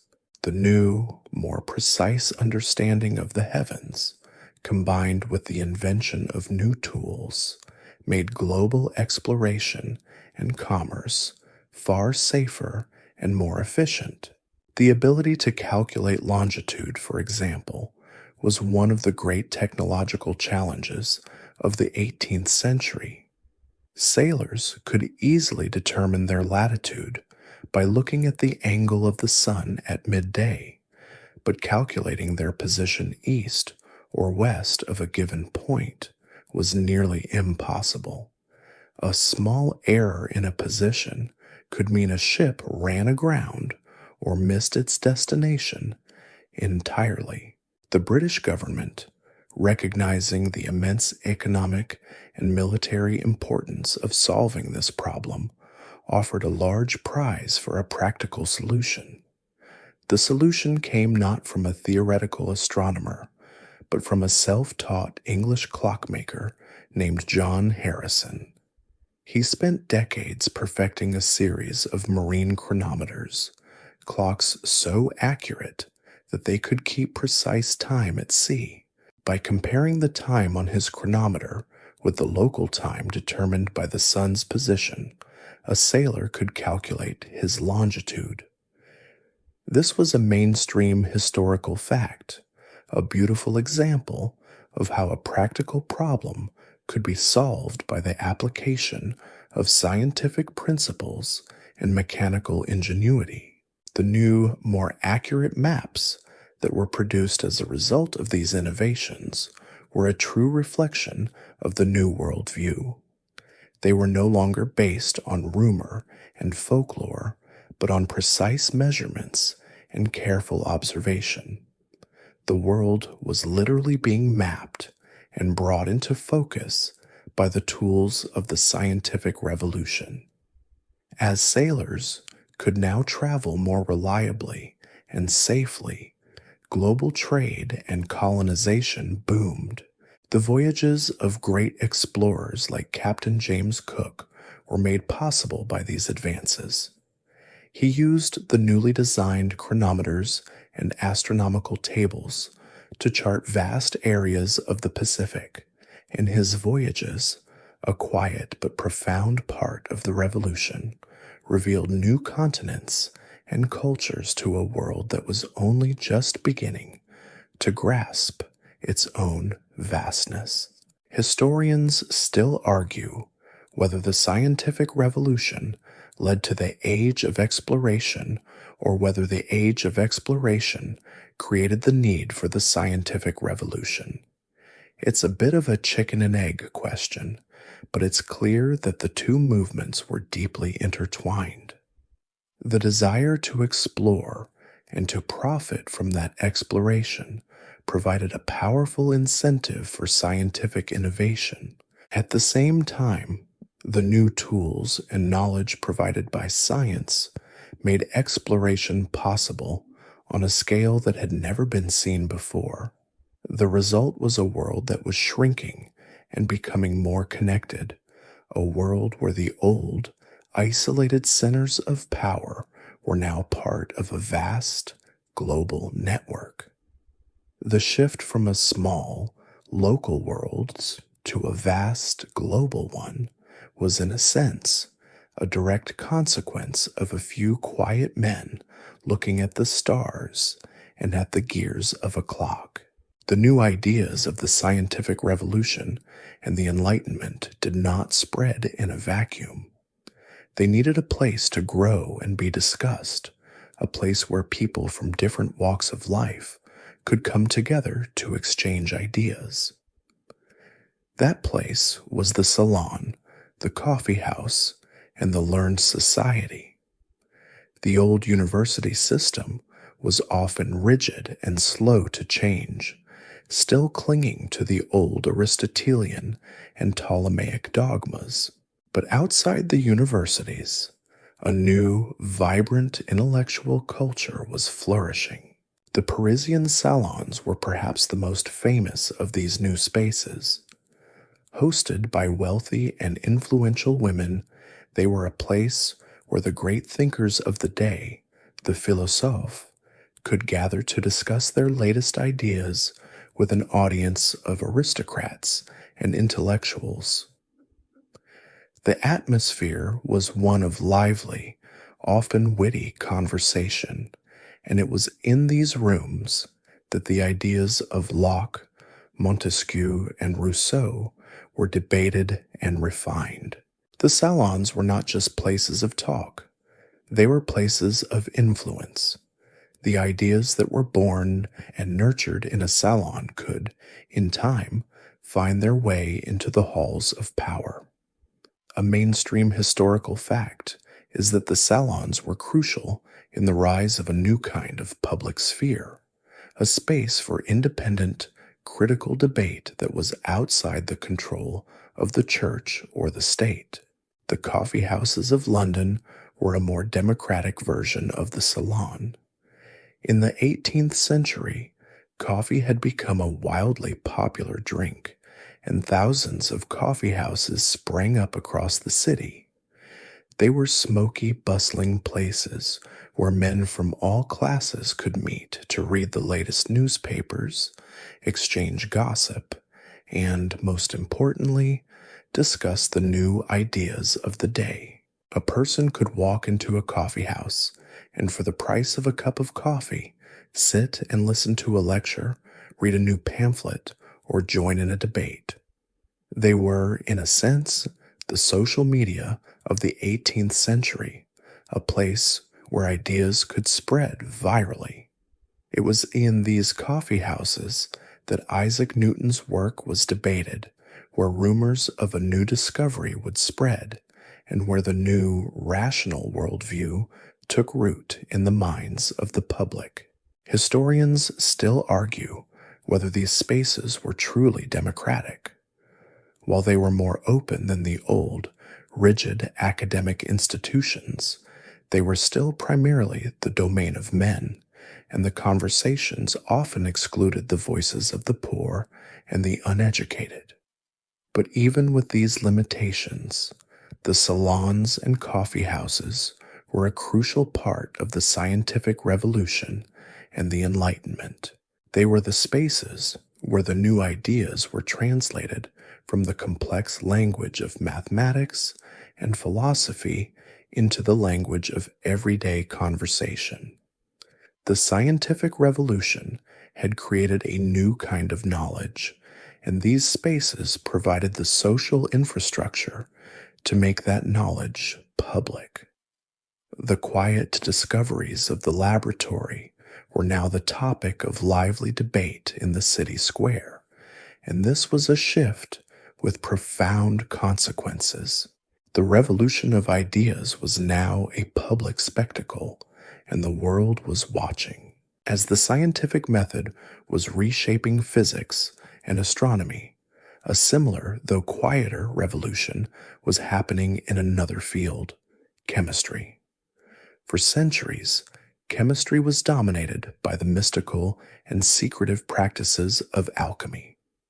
Alchemists sought the philosopher's stone and the secrets of turning base metals into gold. While their methods were often shrouded in mystery and their theories were based on ancient, speculative ideas, they did, in their own way, contribute to a body of practical knowledge about substances and their reactions. But it wasn't until the 18th century that a French nobleman named Antoine Lavoisier transformed this ancient art into a modern science. Lavoisier was a man of the Enlightenment, a person who believed in the power of reason, measurement, and precision. He was not a recluse in a lab.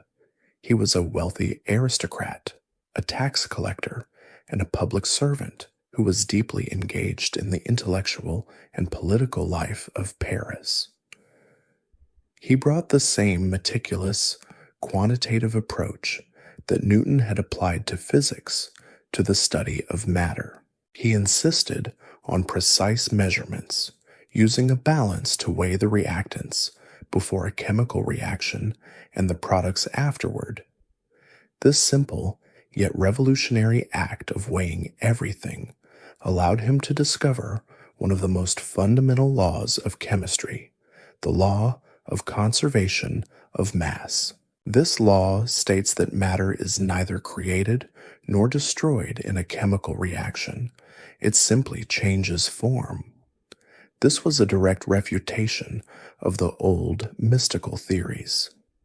For example, the prevailing theory for combustion at the time was the phlogiston theory, which held that a substance called phlogiston was released from a burning object. Lavoisier, through his careful measurements, showed that a substance gained weight when it burned, which was impossible if it was losing a substance. He demonstrated that combustion was not the release of phlogiston, but the combination of a substance with a gas he named oxygen. This was a mainstream historical fact that completely overturned the phlogiston theory and set chemistry on a new, modern path. Lavoisier's work was more than just a series of isolated discoveries. He created a new system for chemistry. He gave new, logical names to elements and compounds, a crucial step in transforming the field from a collection of strange recipes and secret formulas into a rational, systematic discipline. He and his colleagues published a new book, Méthode de nomenclature chimique, that provided a clear, consistent language for chemistry. For the first time, chemists across Europe could speak the same language, which allowed them to share their discoveries and build on each other's work.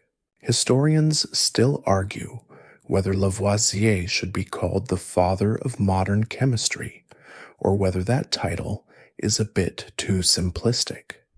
He was certainly not the only one working on these problems, and his work was built on the foundation of many others.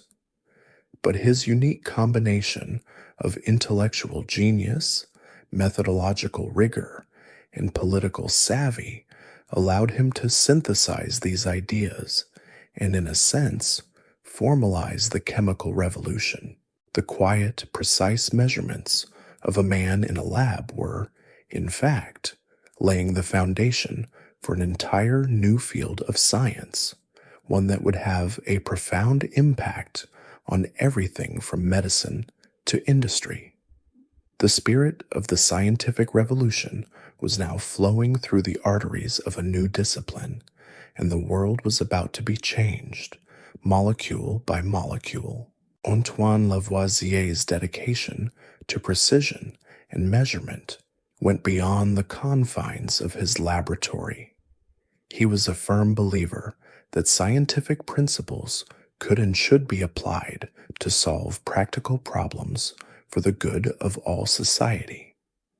One of the most lasting and significant of these applications was his leading role in the development of the metric system. Before the French Revolution, every region and even every city in France had its own system of weights and measures. The length of a foot, the volume of a bushel, or the weight of a pound could vary wildly from one place to another. This created immense confusion and was a source of constant friction in commerce and daily life. It was a chaotic and inefficient system that was a direct legacy of the old, pre-scientific worldview. Lavoisier, along with a committee of other prominent French scientists and mathematicians, was tasked by the government to create a new, rational, and universal system. They set out to create a system that was based not on the arbitrary length of a king's foot or the weight of a handful of grain, but on a universal natural standard. They decided to base their unit of length, the meter, on a fraction of the Earth's circumference. The original definition of a meter was 1/10,000,000th of the distance from the North Pole to the equator along the meridian passing through Paris. This was a profoundly modern idea, a mainstream historical fact that demonstrated a new belief in the power of science to create a more rational and equitable society. The new system was logical, consistent, and decimal based, making calculations far simpler. A person could easily convert from a decimeter to a centimeter to a millimeter, and all the units were related to each other in a clean, logical way. The metric system was not just a scientific innovation, it was a social and political one as well. It was a rejection of the old, feudal order and a symbol of the new, rational, and unified French Republic. It was a physical embodiment of the Enlightenment ideal that all people were equal and should be subject to the same laws and the same measurements. It was a tool for creating a more just and efficient society. The development of the metric system was a direct application of the scientific revolution, a testament to the idea that the universe was governed by a set of predictable mathematical laws, and that human society could and should be as well. Historians still argue whether the metric system was a truly revolutionary idea or simply a necessary and inevitable step in the development of a modern, industrialized society. While the system was brilliantly conceived, its adoption was not instantaneous. It took many years for it to be accepted and used by the general public, who were understandably resistant to giving up the familiar systems they had used for centuries. But in the long run, the metric system prevailed, becoming the international standard for science, commerce, and daily life. The legacy of this quiet, methodical work in Paris can be seen in every grocery store and every laboratory in the world today. It was a quiet triumph of reason over tradition, a small but significant step on the long road to a more modern world. The story of Antoine Lavoisier, a man who applied reason and order to the world of chemistry and society, ends not with a whimper, but with a shocking and tragic bang. He was, by all accounts, a brilliant man, a respected scientist, and a diligent public servant. But he was also a member of the Ferme Générale, a private company that was contracted by the monarchy to collect taxes. This position, which made him wealthy and powerful, also made him a target. As the old order of France began to crumble under the weight of its own injustices, a new, more radical spirit of revolution was beginning to take hold. The French Revolution, which erupted in 1789, was a chaotic and bloody affair. It was a time when the old intellectual battles of the Enlightenment gave way to the harsh realities of class warfare and political violence. The revolution promised a new, rational society, a world based on the principles of liberty, equality, and fraternity. But in its darkest moments, it devoured its own children, turning on anyone who was associated with the old regime. Lavoisier, despite his immense contributions to science and his forward-thinking ideas, was a symbol of the very system the revolutionaries sought to destroy. He was, in their eyes, a tax collector, a representative of the corrupt and oppressive aristocracy.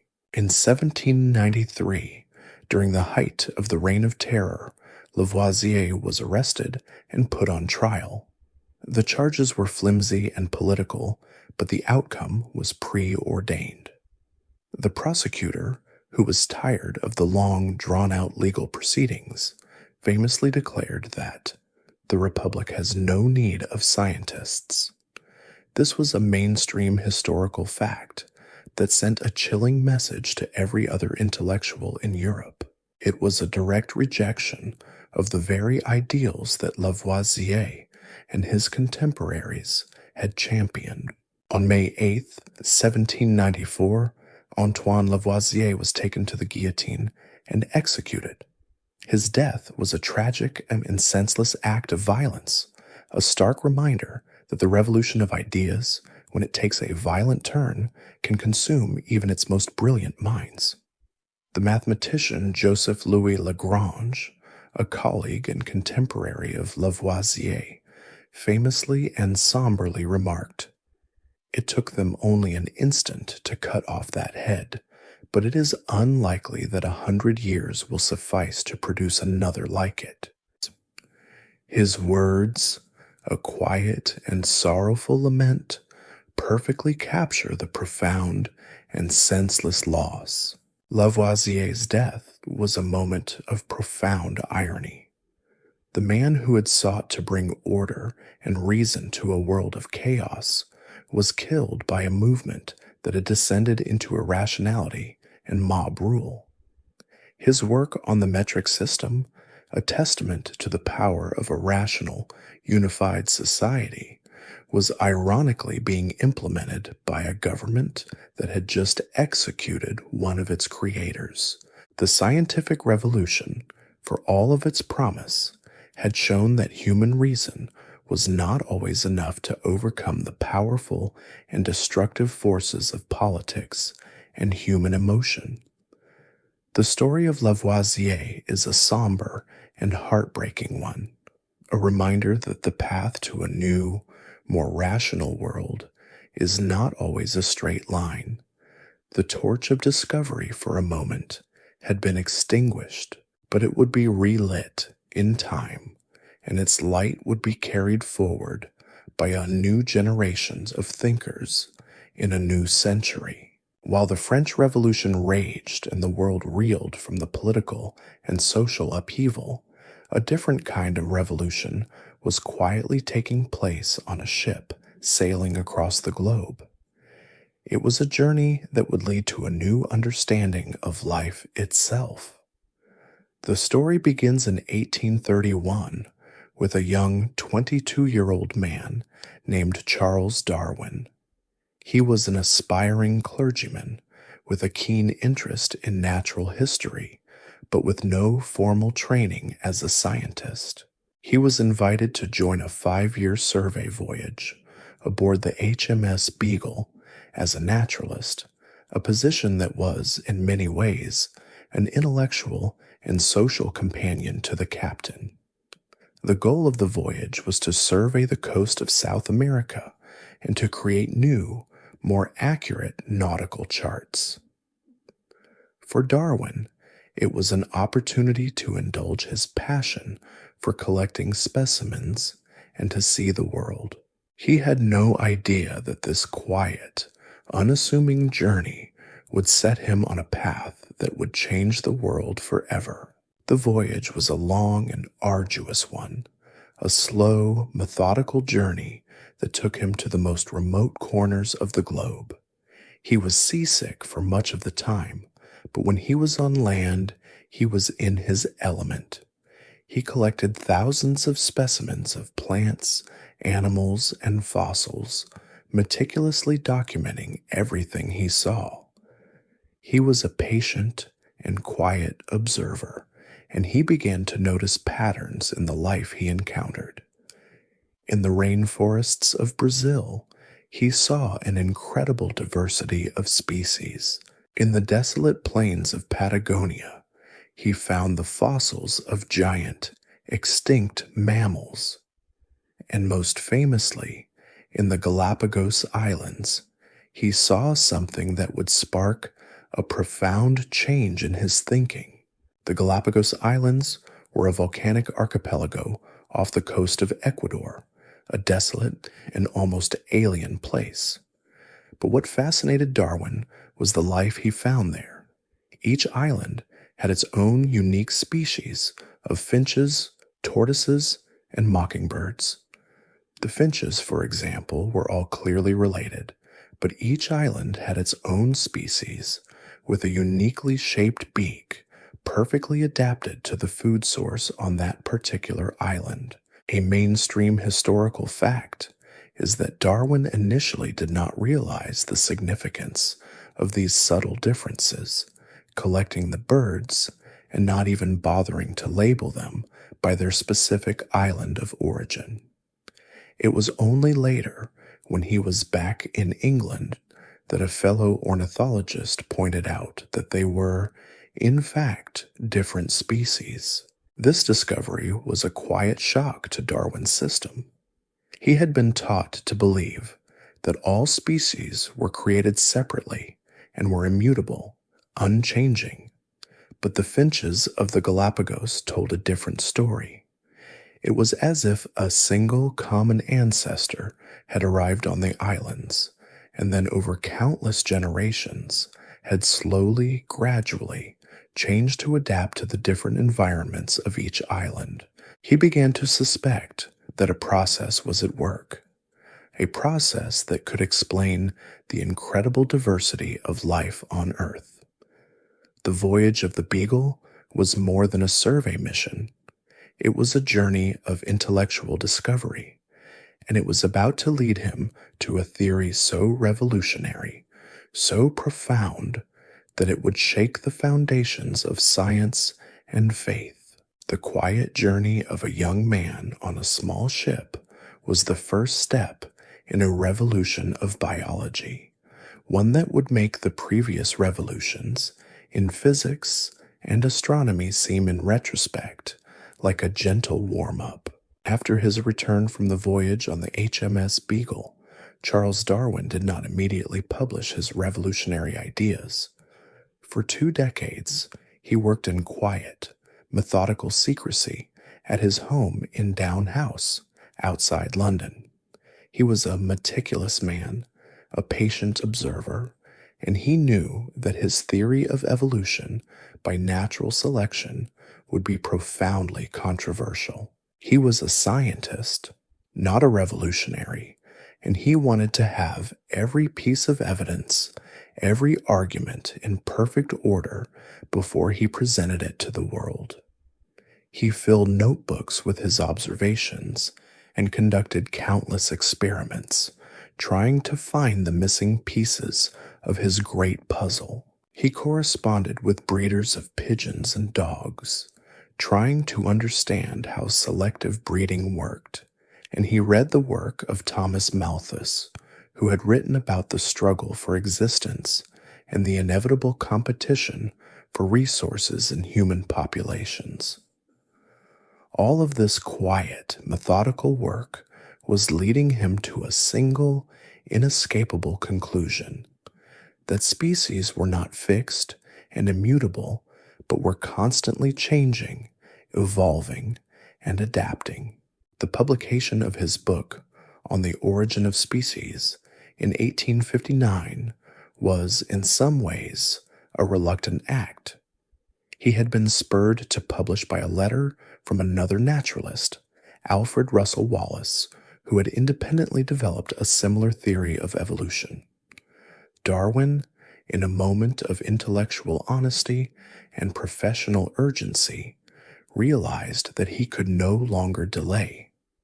The book, when it finally appeared, was a bombshell. It was a masterpiece of scientific writing, a powerful and persuasive argument that was filled with evidence from a wide range of fields, from geology and paleontology to anatomy and embryology. Darwin's central argument was that all life on Earth was a single, vast tree of life, and that all species, including humanity, had evolved from a common ancestor through a process he called natural selection. The book's argument was simple and elegant. All life produces more offspring than can possibly survive.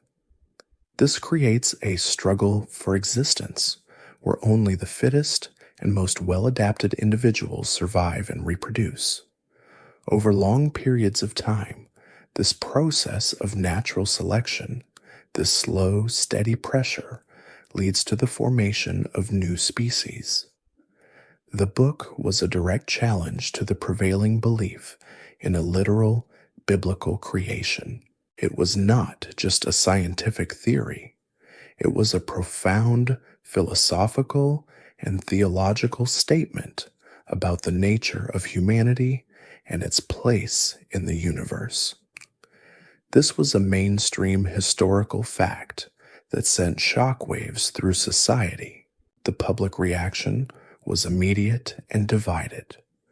The book was a bestseller, and it was widely debated in drawing rooms and lecture halls across England.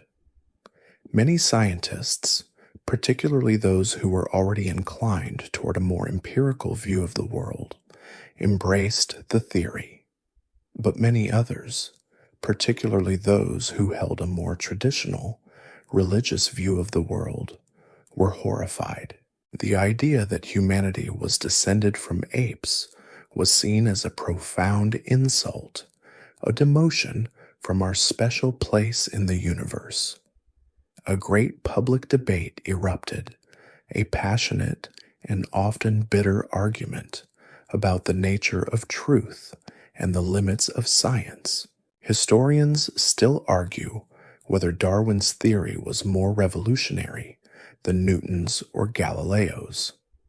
While Newton had changed our understanding of the cosmos, and Galileo had changed our understanding of our place in it, Darwin's work changed our understanding of ourselves. It challenged the very idea of human exceptionalism and placed us squarely within the natural world, a product of the same slow, patient processes that had shaped every other living thing. The scientific revolution, which had begun with a look at the stars, had finally turned its gaze inward, and the result was a discovery that was both beautiful and deeply unsettling. The public controversy that swirled around on the origin of species was a stark contrast to the quiet, almost reclusive life of its author. Charles Darwin was not a public showman like Galileo or a fiery debater like some of the Enlightenment thinkers. He was a quiet, modest man who suffered from chronic illness, and he preferred the quiet solitude of his family and his work to the public spectacle of a debate. After the publication of his book, he retreated even further into his private life at Down House, a large, comfortable home in the countryside of Kent. It was here, in his garden and in his study, that he continued his quiet, meticulous research, building on the foundation he had laid. His life at Down House was a testament to his methodical and patient approach to science. He conducted a series of small, quiet, but groundbreaking experiments. He studied the behavior of earthworms, showing how their constant, slow work helped to create and maintain the topsoil. He studied the movement of climbing plants, demonstrating how their subtle, almost imperceptible movements were a form of adaptation. And he continued his work on the problem of human evolution, a topic he had deliberately avoided in On the Origin of Species, because he knew it would be too controversial. He finally tackled the subject directly in his book, The Descent of Man, in 1871. In it, he argued, with characteristic modesty and careful evidence, that humanity had also evolved through the process of natural selection, and that we shared a common ancestry with other apes. This was a mainstream historical fact that was met with a new wave of outrage and mockery. But Darwin did not engage in the public debates. He left that to his friends and supporters, particularly Thomas Henry Huxley, a brilliant and combative biologist who became known as Darwin's bulldog. While Huxley was defending the theory in public forums and in fiery lectures, Darwin was quietly at home, adding more evidence to his case. The contrast between the two men is telling. The revolution of ideas was not just a public spectacle, it was also the result of countless hours of quiet, solitary work. Darwin's quiet revolution was a testament to the power of a single, well-supported idea, a kind of slow-motion intellectual tsunami that was inexorably changing the way people thought about the world. Historians still argue whether Darwin's cautious, almost secretive approach was a strength or a weakness. On the one hand, his reluctance to publish for over 2 decades meant that his ideas were fully developed and supported by a mountain of evidence. He had an answer for every possible objection.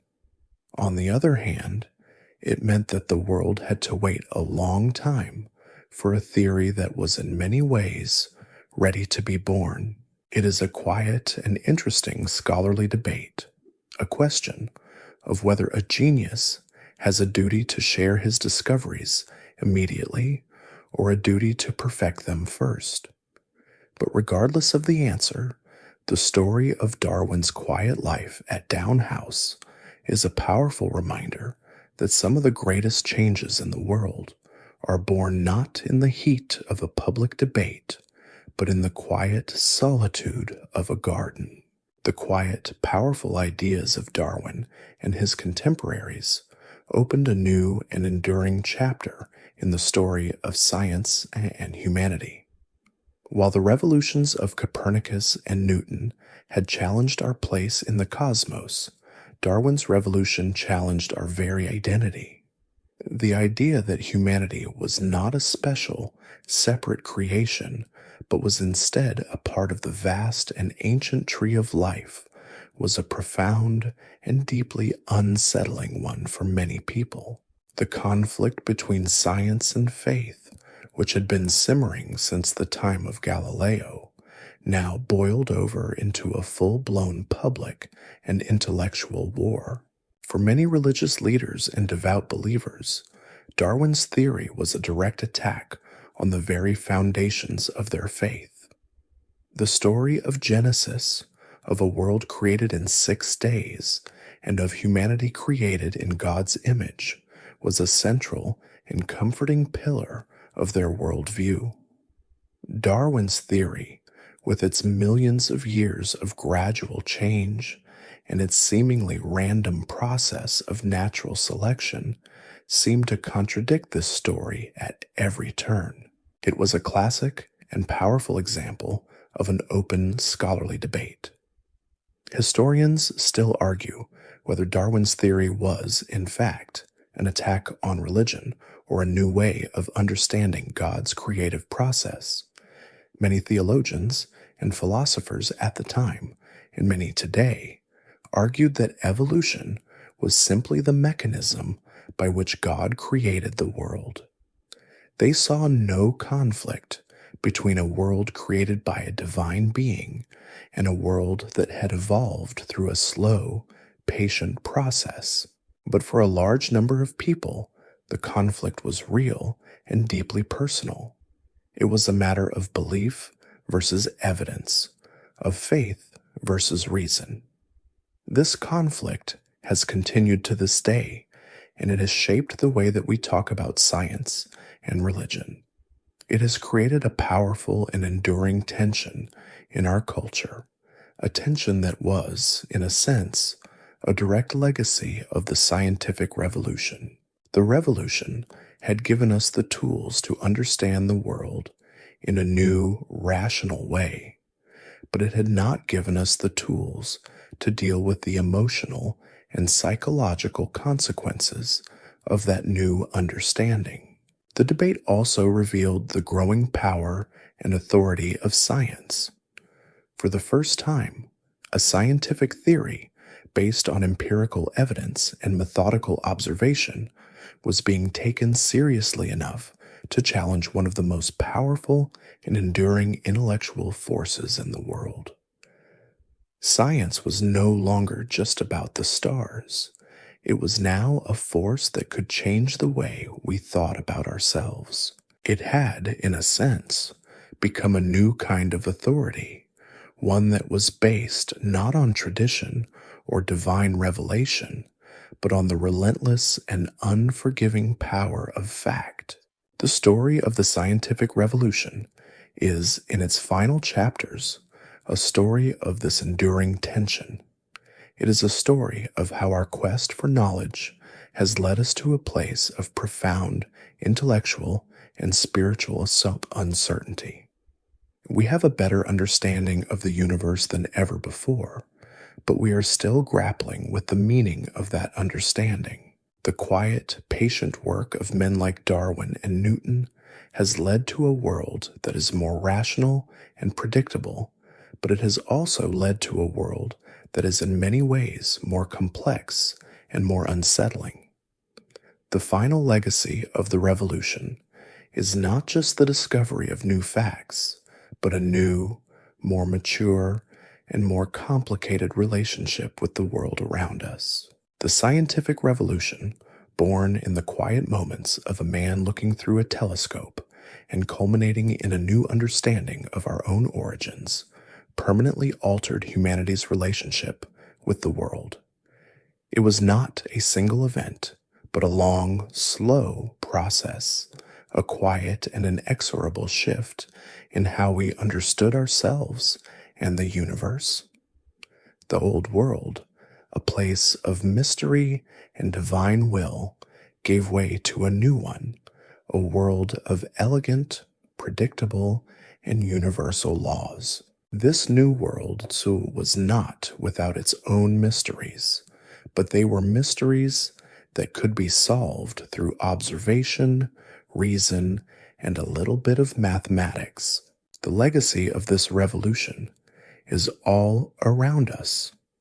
It is in the GPS that guides our cars, the medicine that cures our diseases, and the technology that connects us to people on the other side of the planet. These are all the direct practical results of a new way of thinking that began centuries ago. But the most profound legacy of the scientific revolution is not in the things it created, but in the way it changed our minds. It gave us a new way to know, a new way to seek truth, and a new sense of our own power and our own place in the universe. It taught us to question authority, to trust the evidence of our own eyes, and to believe in the power of human reason. And so, the story of the scientific revolution sinks into a kind of legend, a story of quiet men and their grand discoveries, of a world that was forever changed by the simple act of looking closer. The universe, which was once a place of perfect circles and mystical spheres, is now a place of vast, quiet spaces, of swirling galaxies and distant, elegant laws. The Earth, which was once at the center of everything, is now a small, beautiful blue marble floating in the quiet vastness of space. And we, who were once the center of God's great drama, are now just a part of the great, ancient, and beautiful dance of life. It is a humbling story, a story that asks us to let go of our old certainties and embrace a new, more mysterious, and infinitely more beautiful world. It is a story that has no end, for the quest for knowledge is a journey that goes on forever, and its gentle, unending whisper is the most beautiful lullaby of all.